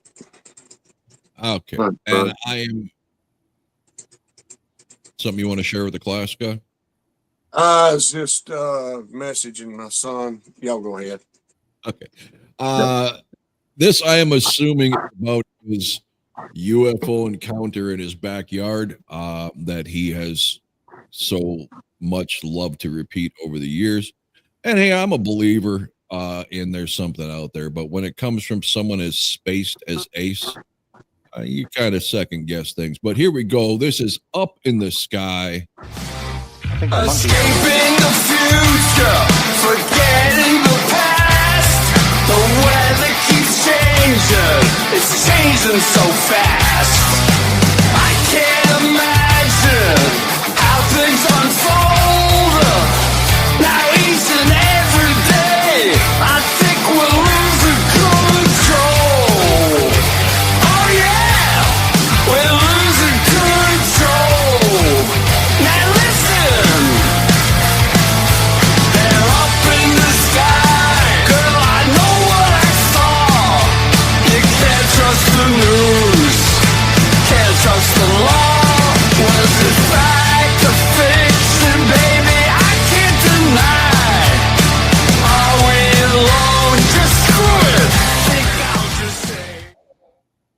Okay, just when you want to say something good about a song, he pulls out, "You can't trust the news. You can't trust the law." So fucking cringe, but go ahead, Scott. Kringle. This is one of the songs that I like on Ace's album, but it is not good enough to beat Don't Go Away Mad. I've always loved that song, and that's just the way it is, man. It's a good song, but it's not that good. Motley Crue has got it for me, man. Dave, is that a Himalayan? Berman. A what? A Berman. That looks just like our symphony cat. So they're directly related to the ragdoll. Okay. Old Louis. boy now, though. This was another tough one. I didn't care for either one of these songs. I never was a big fan of Don't Go Away Mad. Up in the Sky might take a little getting used to, and it is a little bit messed up. But between the two, I'm going to give Ace a vote for this one. Not that I like it better, I just hate it less. Okay. Darren. I think Up in the Sky has a decent, strong riff. The delivery's okay. It's just too generic in the end. I don't mind Don't Go Away Mad. I just wish Vince would take his own advice. I chose the Crew song, Don't Go Away Mad. Jesus Christ. All right. Dave. I don't think I've got any other animals to show you, so. Okay. I Yeah, can't get keep the chicken. that anaconda where it is. It's just still a PG show. Yes, I know. Down. All right. Stay there. Cut it out. Which ones were we doing? Don't Go Away Mad. And Go Up in Away. the The Sky. Sky. Yeah. Neither are great songs, but Yeah, Motley they are. Crue's just going to win. No, they're not, Scott. Come on, please. Yeah, that Ace Frehley song's just another boring piece of shit. So, Motley Crue. I say I wouldn't listen to either of them, but Okay. So we got Motley across the board here. No, Lewis chose Ace. Darren, yeah, that's would you why choose? he's hiding I chose Motley. Okay. with a lot of conviction. I was never a fan of Don't Go Away Mad when it came out. I grew to like it and appreciate it over the years. Up in the Sky, other than the horrific storytelling. Don't get me wrong. If he saw something, that's awesome, but he tells a story like a child. And that kind of ruins things, but it wouldn't be a bad song if I could get past his lyrical prowess or lack of. So, Motley's going to win this one.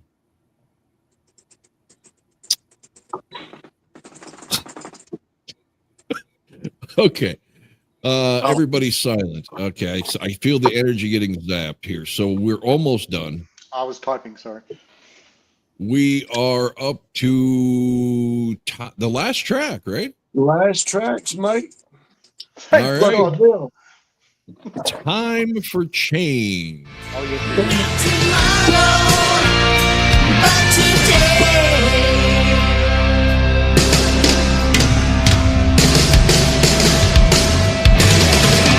Change, now it's time to change. Nothing stays the same. Now it's time to change. Change, now it's time to change. Nothing stays the same. Now it's time for change. Change, now it's time to change. Nothing stays. Okay, real quick before I forget, never liked the dig at Ronald Reagan, though. This takes a shot at politics?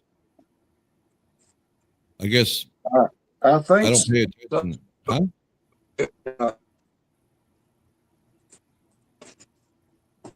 You froze, I think, Scott. There he is. What? All right. Anyway, I'm sure they're right. I don't pay attention to lyrics that often, so I'm fixing to All think the shit out of that, man. Okay, Scott's having it. Just- We will go ahead But anyway. and yeah. You're not even. Oh, all right. Let's continue. Time Uh, to change or We haven't done the the other song yet. instrumental. we haven't done it yet. Settle, Scott. Stratosphere coming up. Whoa. Louis. What was your take for the previous song? Go Way Up in the Sky? Don't go away, man. Okay. All right. Okay.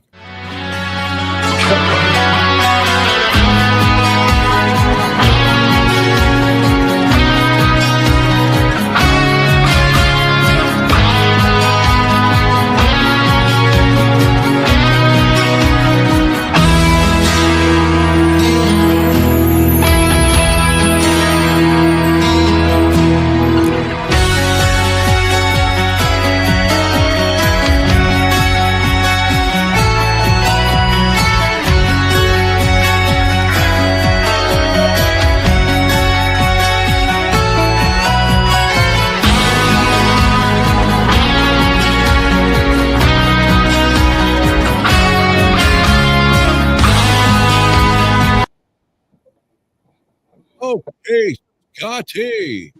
All right. Well, I don't really know what to say about Ace's attempt at a fractured mirror part. What, 4, 5, whatever, you know. It's Rocky. not. It's not bad, but it's just an instrumental, and I do like "Time for Change." I've always liked that song, even though it's kind of unorthodox for that album. You know, if you think about it, it's all about sex, drugs, and rock and roll, except that song. But it's a good song. I like it. I seen the Crew Fest. I think it was Crew Fest 2 when they was doing the Crew Fest. They only done a couple of them, and I seen both of them. And I think it was the second one that they played the Dr. Feelgood album from front to back in a row. Just played the whole damn album, plus a few other songs, you know, Girls and, well, you know, Shout at the Devil and stuff like that. But fucking fantastic, man. It was an unbelievable show. And Time for Change, it's definitely going to win this. I like the song and always have. So, fits or not, Molly Crew for me. And Jay Bake with the gem of the night. I liked Ace's singing on the last song. Not to be outdone, the Australian Dave says best vocal on the album. Oh my God. Louis. All right. Well, you know, I'm not a fan of Time for Change. You know, it's just the song fucking bores me. Over and over and over and over. Then change. If it's time for change, change. Turn it into a cool song. You know? But that didn't happen. You know, I gotta say, this Ace song, the instrumental, I mean, being an instrumental, and if it's like his old traditional way of he's playing all the different instruments, I think he's doing a stratospheric job. I think it's one of the best instrumentals he's done. I think it's more melodic and more beautifully played than any of his fractures, even his original fracture, which is the quintessential version of the song of that title, Fractured Mirror or Fractured whatever. You know, but this Stratosphere really impressed the fucking hell out of me. That's going to be my winner for this round. Can I just jump in, Louis, and say I don't think it's him playing that guitar? Well, we don't know. We don't know if it is. We don't know if it is. I put money on it isn't. I bet you it is him because, like I said, Yeah, you can it's sit in the him. studio and do your thing and take overtakes until it sounds right, and then the mix comes together afterwards. All right, Scott let me believes get it this 'cause in real Scott- quick from Matt Scott always Devine. thinks Ace is there. More. Halfway through the mozzarella sticks at Applebee's for karaoke night, and then Ace starts singing. I will take up for Louis here and Scott because, and I don't know this. I don't know this, but we all know most of these musicians and these bands play multiple instruments, even if it's just programming it on a machine and writing it, whatever. There's no reason to ever do a fractured 1, 2, 3 stratosphere, whatever. With it, it never showcases lead guitar. It's all about the musical accompaniment, the entire embodiment. It's a feel. It takes you on a journey somewhere. He is always, I'm not an instrumental guy, but if he's trying to sell people who don't care about shredders, he's doing it right. Because he's giving you a melody, a song, more than just 1,000 fucking notes. I happen to think that if he didn't play every instrument in the studio, he certainly wrote what he wanted composed on all of these instrumentals. That's just, to me, it makes no other sense why his instrumentals are always about the harmonized group of instruments. It is so much better than a guitar solo for 4 fucking minutes. But that's just my take on it. Go ahead. Is it me? Yep. Time for Change. It's just okay. I mean, it's not the worst song on the album. It's not the greatest. I definitely don't think it fits with the rest of it, like Scott said. But in the end, Stratosphere is just an instrumental, and I have to kind of stick with what I did at the beginning of the album, and I went with the whole song rather than just an instrumental or just an opening, or in this case, an ending. And so Time for Change was the winner. Ricky Patterson in the house. What's up? Ace can still sing, Vince can't. Well, that is up for interpretation of what the word sing means. But how you doing, Ricky? Ricky's a cool dude, but that's a ridiculous statement. Dave. Yeah, a bit like Darren.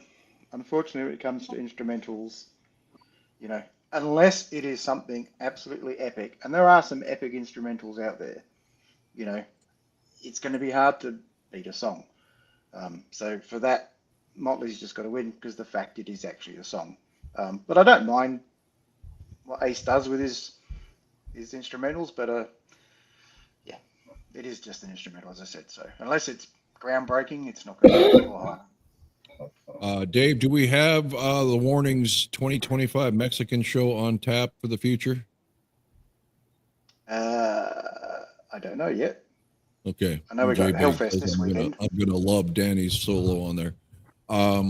Ricky Patterson is working for a living, right? That's Huey Lewis. Okay. I actually really like this. Is my second favorite. I never cared for any of the Fractureds other than the first one, which I love. For my money, probably still the greatest instrumental that's ever been done by anybody.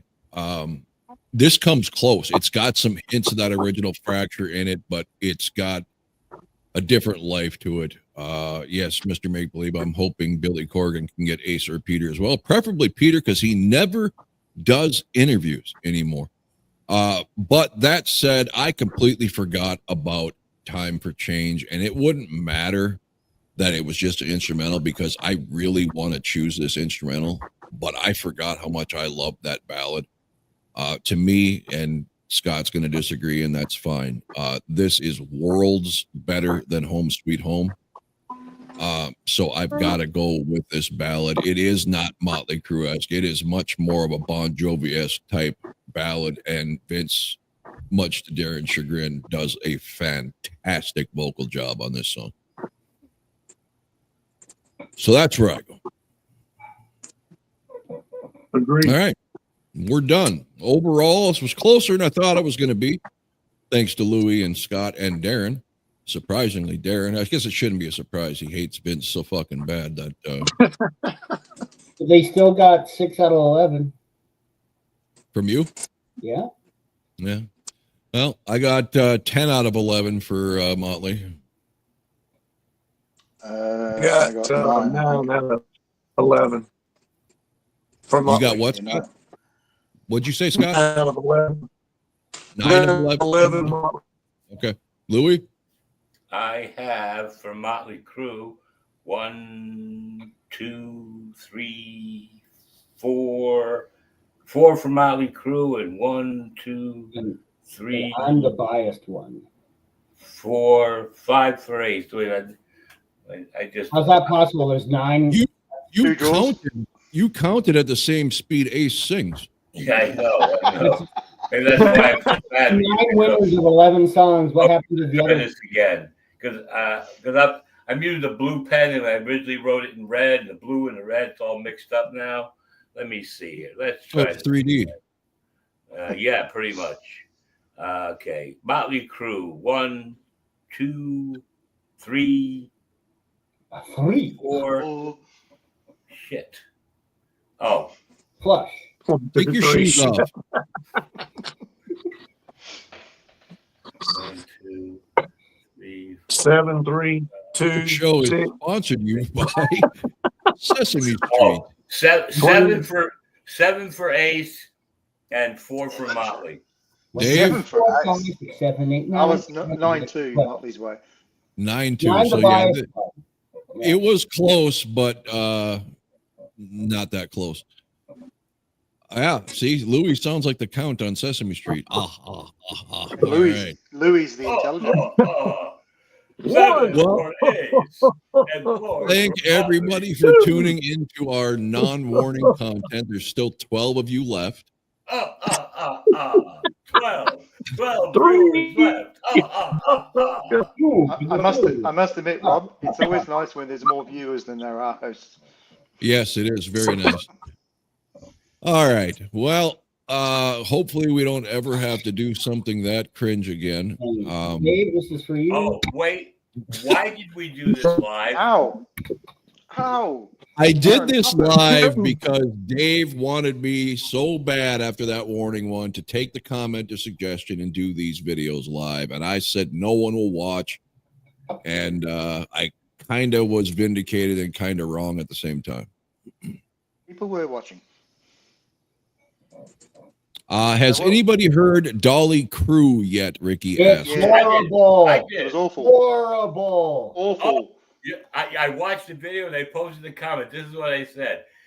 This is like when you're 6 to 9 years old being carpooled by someone's mom going to the boys club or the Boy Scouts or whatever, and the mom starts to sing along with the radio with a squealy voice, and you're doing everything you can to keep your lips tight together and not to laugh out loud, because you know that if you bust out laughing, you're going to get yelled at. And when you're a kid, getting yelled at is a very devastating thing to experience.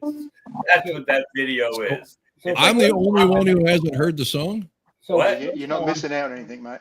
It was a reject from Dolly's Rockstar album that she released a couple years ago. Okay. Yeah, the one that's got the star on her eye. Right. I saw the cover, but I never checked out her track. Are you telling me, Lewis, that Dolly Parton actually had a bad voice? For the way that her singing for that song, because she's not singing the whole song. She's only singing parts. She's doing some vocal exercise stuff, and she sings a verse. And I swear, it's almost like somebody's mom is a bad singer in the car because they sing too high to the radio, and all you want to do is laugh your ass off. Okay, So- you guys That's what it keep talking. Someone suggested that we play this now. I'm going to grab it quick, so you guys keep talking. Matt W. I'll be right back. So, I mean, I haven't listened to her Rockstar album. Don't get me. I mean, I like Dolly's voice. I'm not a huge fan of her music, but I always thought she had a great voice, and there are a handful of her songs that I like or don't mind. Right? You thought I you had love great Scream. tits. But I think He that loves that one. I would think that fuck you and Islands in the Stream. Islands in the stream. That is Rob, what we you got a world of hurt coming for you when I see you in July. That's all I can say. You have all the shit coming to you that you ever get. But I would hope to think that the songs that she chose to put on there, that she is singing the majority, if not all of the song. This song that she does, right, the remake of Home Sweet Home, she only accompanies Vince, right? I mean, so, and it's done horribly. It is really, really done poorly. So I can see why she didn't put it on her album, because it would be Vince Neil singing the majority of a song on her album, which I don't think would be the intent of her album. It's not a duets album, as far as I know. So, like I said, I could see Okay. why it didn't make her Rockstar album. I have no idea why Motley chose to release it. I guess just to get their name out there, since to try to prove all the shit that they get for the live performances that suck. Mr. Make Believe says it's simply a karaoke of her over the original track. J-Bag, yes, she is a hell of a songwriter and a singer. That's why I was surprised when Louis said her voice was bad. But she ages like everybody else, right? She is also a terrific person in terms of giving. I can handle her rock crap, I guess. Well, no different than Daniel Boone. Remember when he came out with that fucking heavy metal album like in the 90s? All right, I've got it ready to roll. I don't know what happened to Dave and Scott. Touching tips. Should I play it now or should I wait till they get back? I don't know. Maybe. I'm going to stand up and stretch for a bit because my legs are getting cramped. Gotcha. Hey, Rick wanted me to ask you guys. I said, well, I think they all collect vinyl, but he's got a autographed Bruce Kulick MTV Unplugged vinyl for sale. Vinyl? Yes. Holy shit! Yeah, he's a member of Bruce Kulick's thing or whatever. He gets to talk to him every now and again, and he's got he says I'll sell it for $80. It's autographed MTV Unplugged, and I said I'll throw it out there for the guys. I don't know if it's a limited edition or what, man. It may be. I said they're big Kulick fans like all of us, so Wow. He's going to be there too. And when we go meet Gene, Bruce Kulick's going to be there too. By the way, how much does he want for it? 80? Huh? What was his price? What was his asking price? I think it was $80. I think said it's less he'd take for it. I think he's got You'll probably have it sold, J-Bag. Yeah, you should buy it at $80. I would do it, but I'm not in that position right now. But if it doesn't go to Darren or Dave, give me a week. What's that? All right. So I what I missed what we were talking about. What we were talking about. None of your business. an $80 Scotty's buddy has autographed vinyl of the MTV Unplugged autographed by Bruce Kulick for sale for $80. Tip Touching Tuesday. Thank you, Scotty Miller. I was going to ask you guys a question. What's the concert worth usually for you guys? What's what? What's the concert cost for you guys normally? For a big band or someone like the Warning? Big band. For a big band, $200-300. It's according to where you want to see it. Put it this way: the Kiss farewell tour, just to be middle of the floor, cost me almost $200 a ticket, and that was 2020. Yeah, AC/DC. I told you were playing the main concert after our streetcar racing car event here. So it's $90 Australian to go to the race and the concert, which is about $60 US. Holy shit! Is that an ultimate nosebleed or what? Usually best in, so you just whoever gets to the front first. So. Oh, okay. So it don't matter. Okay. Yeah, it don't matter. And I think they've got the anal sniffers or something as their backup. At this point in time for AC/DC, I probably would pay more than that just to be in the very top worst seat, just because I've never seen them live and they're almost done. Yeah, I think they said this is their last Australian tour. So. It's got to be. It's got to be, man. All right, before everybody gets impatient here, we're waiting for Dolly. I've got Dolly, video and all. Louis going to sleep. Here. Wake up, Louis. Hold on a second. What the fuck just happened? Well, we can see you. We can hear you. Yeah, but I lost everything except for I can see myself. So just give me one second. $90 and 3 kangaroo pelts. It's usually koalas now. eventually. You ready, Darren? Oh, yeah. All right, You here koala we- bear, where you're at? What? Koala bears. Is that what you have in Australia? You have those? Yep, they're everywhere. Okay. You want Here we to- go. But can't help you.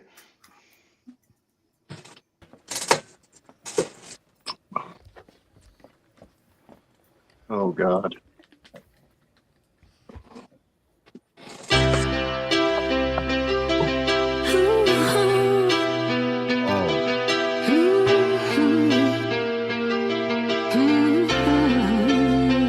You know I'm a dreamer, but my heart's of gold.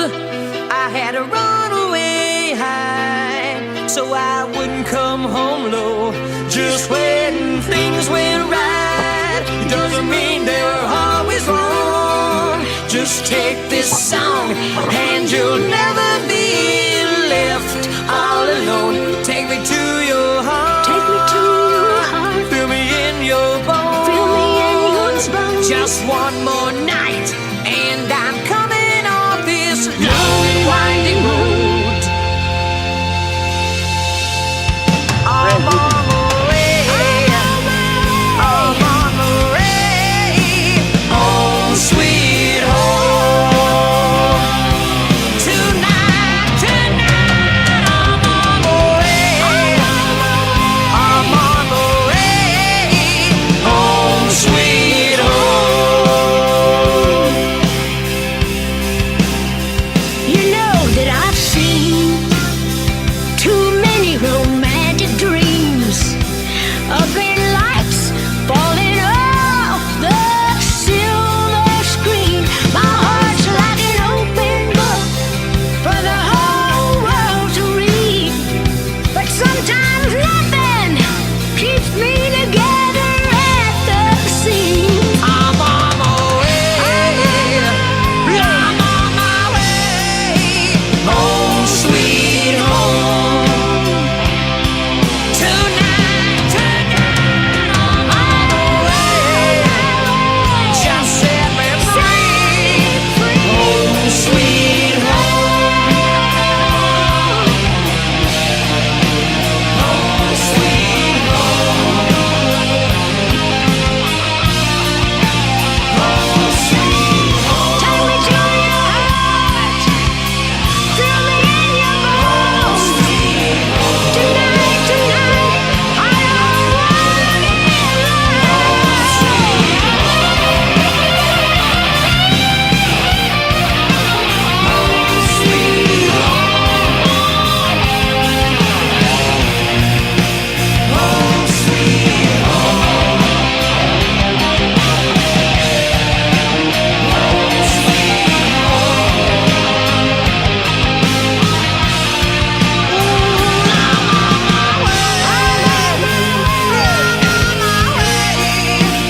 Home, sweet home. Yeah, I'm on my way. Just set me free. Home, sweet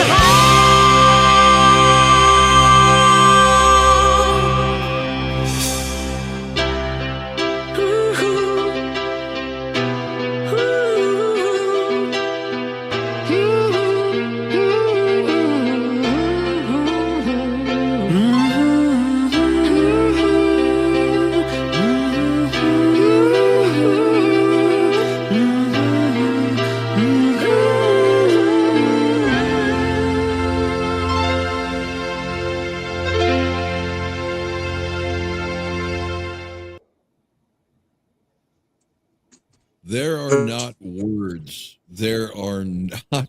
I take everything back about Ace Frehley. No. Let me All I first, know is I hear dogs all over the neighborhood barking at my garage door. What in the hell was that? Told you it was horrible. Hey, Hey, hey. okay. I'm going to come in defense of her for one thing only. The verse she sang was good, but that hooting and hollering through the whole damn song and going behind Vince, I can't fucking do that, bro. Gigi, you're not Peter's Gigi, are you? How do you not get taken down? We're not monetized right now, so they can take it down if they want to. That's fine. That was fucking beside the point. I'm not saying she didn't do a good vocal job. She wasn't in tune with him. That's what I'm talking about. The harmony, it's like she was singing to a completely different track. And what the fuck is up with her face? I wish these women would grow fucking old gracefully instead of looking like a goddamn alien with lips that stretch from ear to ear. And Forget about it, man. Forget it. Too much money, and that women especially, they can't. Yeah, but who thinks that looks good? I know. You got me. Well, looks have nothing to do with it. Go ahead, Lewis. Like you were Agent 100% 86 right, said. Lou. Agent 86 said, Lou was so right about this. Agent 86, are you familiar with the TV show your character comes from? Because that is one of the greatest all-time TV series ever. Missed it by that much. Let's put Louis in the cone of silence. The cone of silence. I used to have a Get Smart lunchbox. I don't think anybody ever is going to like this song. Not Motley Crue fans, not Dolly Parton fans. The best way I can describe it is she was singing to a track in a completely different key. So her harmonizing wasn't even close. It was distracting. It was so far apart from Vince's voice. But, she's Dolly. She can get away with it. Yeah, she's singing country in a metal/hard rock song. Yeah. Wow. Okay. Unnecessary. That if Motley released that did nothing for their career, but hurt it possibly. Yeah, and I think they're at the point in time, just like Kiss, they really don't give a damn anything. It might. They don't have to care. They're so fucking rich. They don't need to worry about it. That's what I'm talking about, man. I mean, my God. But never mind. I'm not in that position. I wished I was, but you just wonder, damn, man, can you not do something maybe that's, quit trying to think of every little cork and key to make more money? Can you not do something else in your life? Yeah, but hold on a second. Was it either one of these celebrities' idea to do this thing, or was it just a fan-made thing that somebody took part of the Dolly song and Motley Crue and made? If you look at Jay Bake here, it's funding from the Covenant House reduced by 35% after it was released. So it was charity. No, so this was something that she collaborated with them as part of her work for that Rockstar album. It just didn't make the final cut. Oh, so. Yeah, but if you look at the video, it's got a charity thing on it the whole way through. So it's not on the album. No, it didn't make the cut for her album. That album came out a couple of years ago. Matt Dubai, what other cringe videos can we watch? None tonight. But this was fun, so maybe we'll consider. Very Kringle. Very Kringle. Yes, it was very Kringle. I remember the Kringle, but who was the one that said it? I don't remember. Honestly, I don't remember. Yeah. Maybe Jay Bake remembers who came up with the Kringle thing. It was a typo, but it just stuck. It's very popular. Ace's album was very Kringle. Yeah, Aces was Kringle. All right, so there you have it. We have Motley being the winner, no surprise. And next up, what is today? Fucking Wednesday? Tuesday? Okay, do we have... Oh, what's the next regular video we have, Dave? Was it in another battle? Well, we got Lick It Up. Lick It Up? Okay.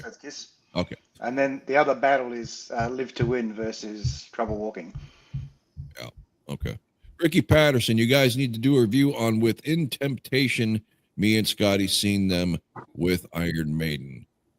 Within Temptation, isn't that who That's a collaborated? It's really? Yeah. Okay. Yeah. Maybe I'm thinking something else. Yeah, Okay. yeah. You guys might like them, man. Write that down, Dave, when you get time, if you can, please. In Temptation. Does it matter what song, Ricky? Yeah, and I told them about your album, dude. Okay, and Gigi loves the band too, so yeah, we'll check them out. Why the hell not? And Hot Dave, Blonde. to answer your question about tickets, so while that video was playing, I looked up the Red Rocks Amphitheater, which is in Denver, so an hour north of me, to see an upcoming show of ZZ Top. If you want to sit up front center stage, it's $450 for ZZ For Top. one original member. ZZ Top. If you Well, want they got a to sit, microphone if with you a want to hat sit on it. in the back, the back left it's $130. The back center it's $188. Back Okay. right $260. That's a whole other video though, because are we sure we can blame the artist, or is that these fucking ticket brokers setting the goddamn Promoters prices? too, so man. high? Well, not all of these are resale, right? So $192.45 is for standard seating set. It's the original price. It's not resale. So it's not a broker or somebody who bought them and is trying to resell them. Still, Well, $200. then Gibbs out of his fucking mind, right? That's. $200 Yeah. ZZ. I mean, they put on a good show. I saw them in their Yeah. prime, but come on. Last time I saw them, they opened for Guns N' Roses. They played 45 fucking minutes. And that was when they were still all original. And so overall, the prices range. They say you can get tickets for $80, but I haven't seen where those are at. The highest price is $1,877 Yeah, fuck that. for ZZ. Y'all know how much? AC fucking DC. It's ZZ fucking Top, who I've seen like 4 fucking times. There's no. You know how way much my first concert ticket was? What? You know how much my first concert ticket was? $12. AC/DC, Flick of the Switch. I think it was Kiss 10 or was- 12 for Creatures of the Yep. Night too. Yeah, tickets were cheap, and I don't Okay. even know if there's another band. I You- want you to know, cover there- some of these comments real quick. There are a lot of factors that go into ticket prices. They have to pay rent at the arena. They don't get to just pop in and play. So they got to pay a rent to the arena for the time they're there, for the whole show, including their opening act that's involved. They got to play. They got to pay their own security plus arena security. They got to pay a lot of shit down on these freaking shows. You know, it is like not just like you're not just paying for the value of seeing your performer perform.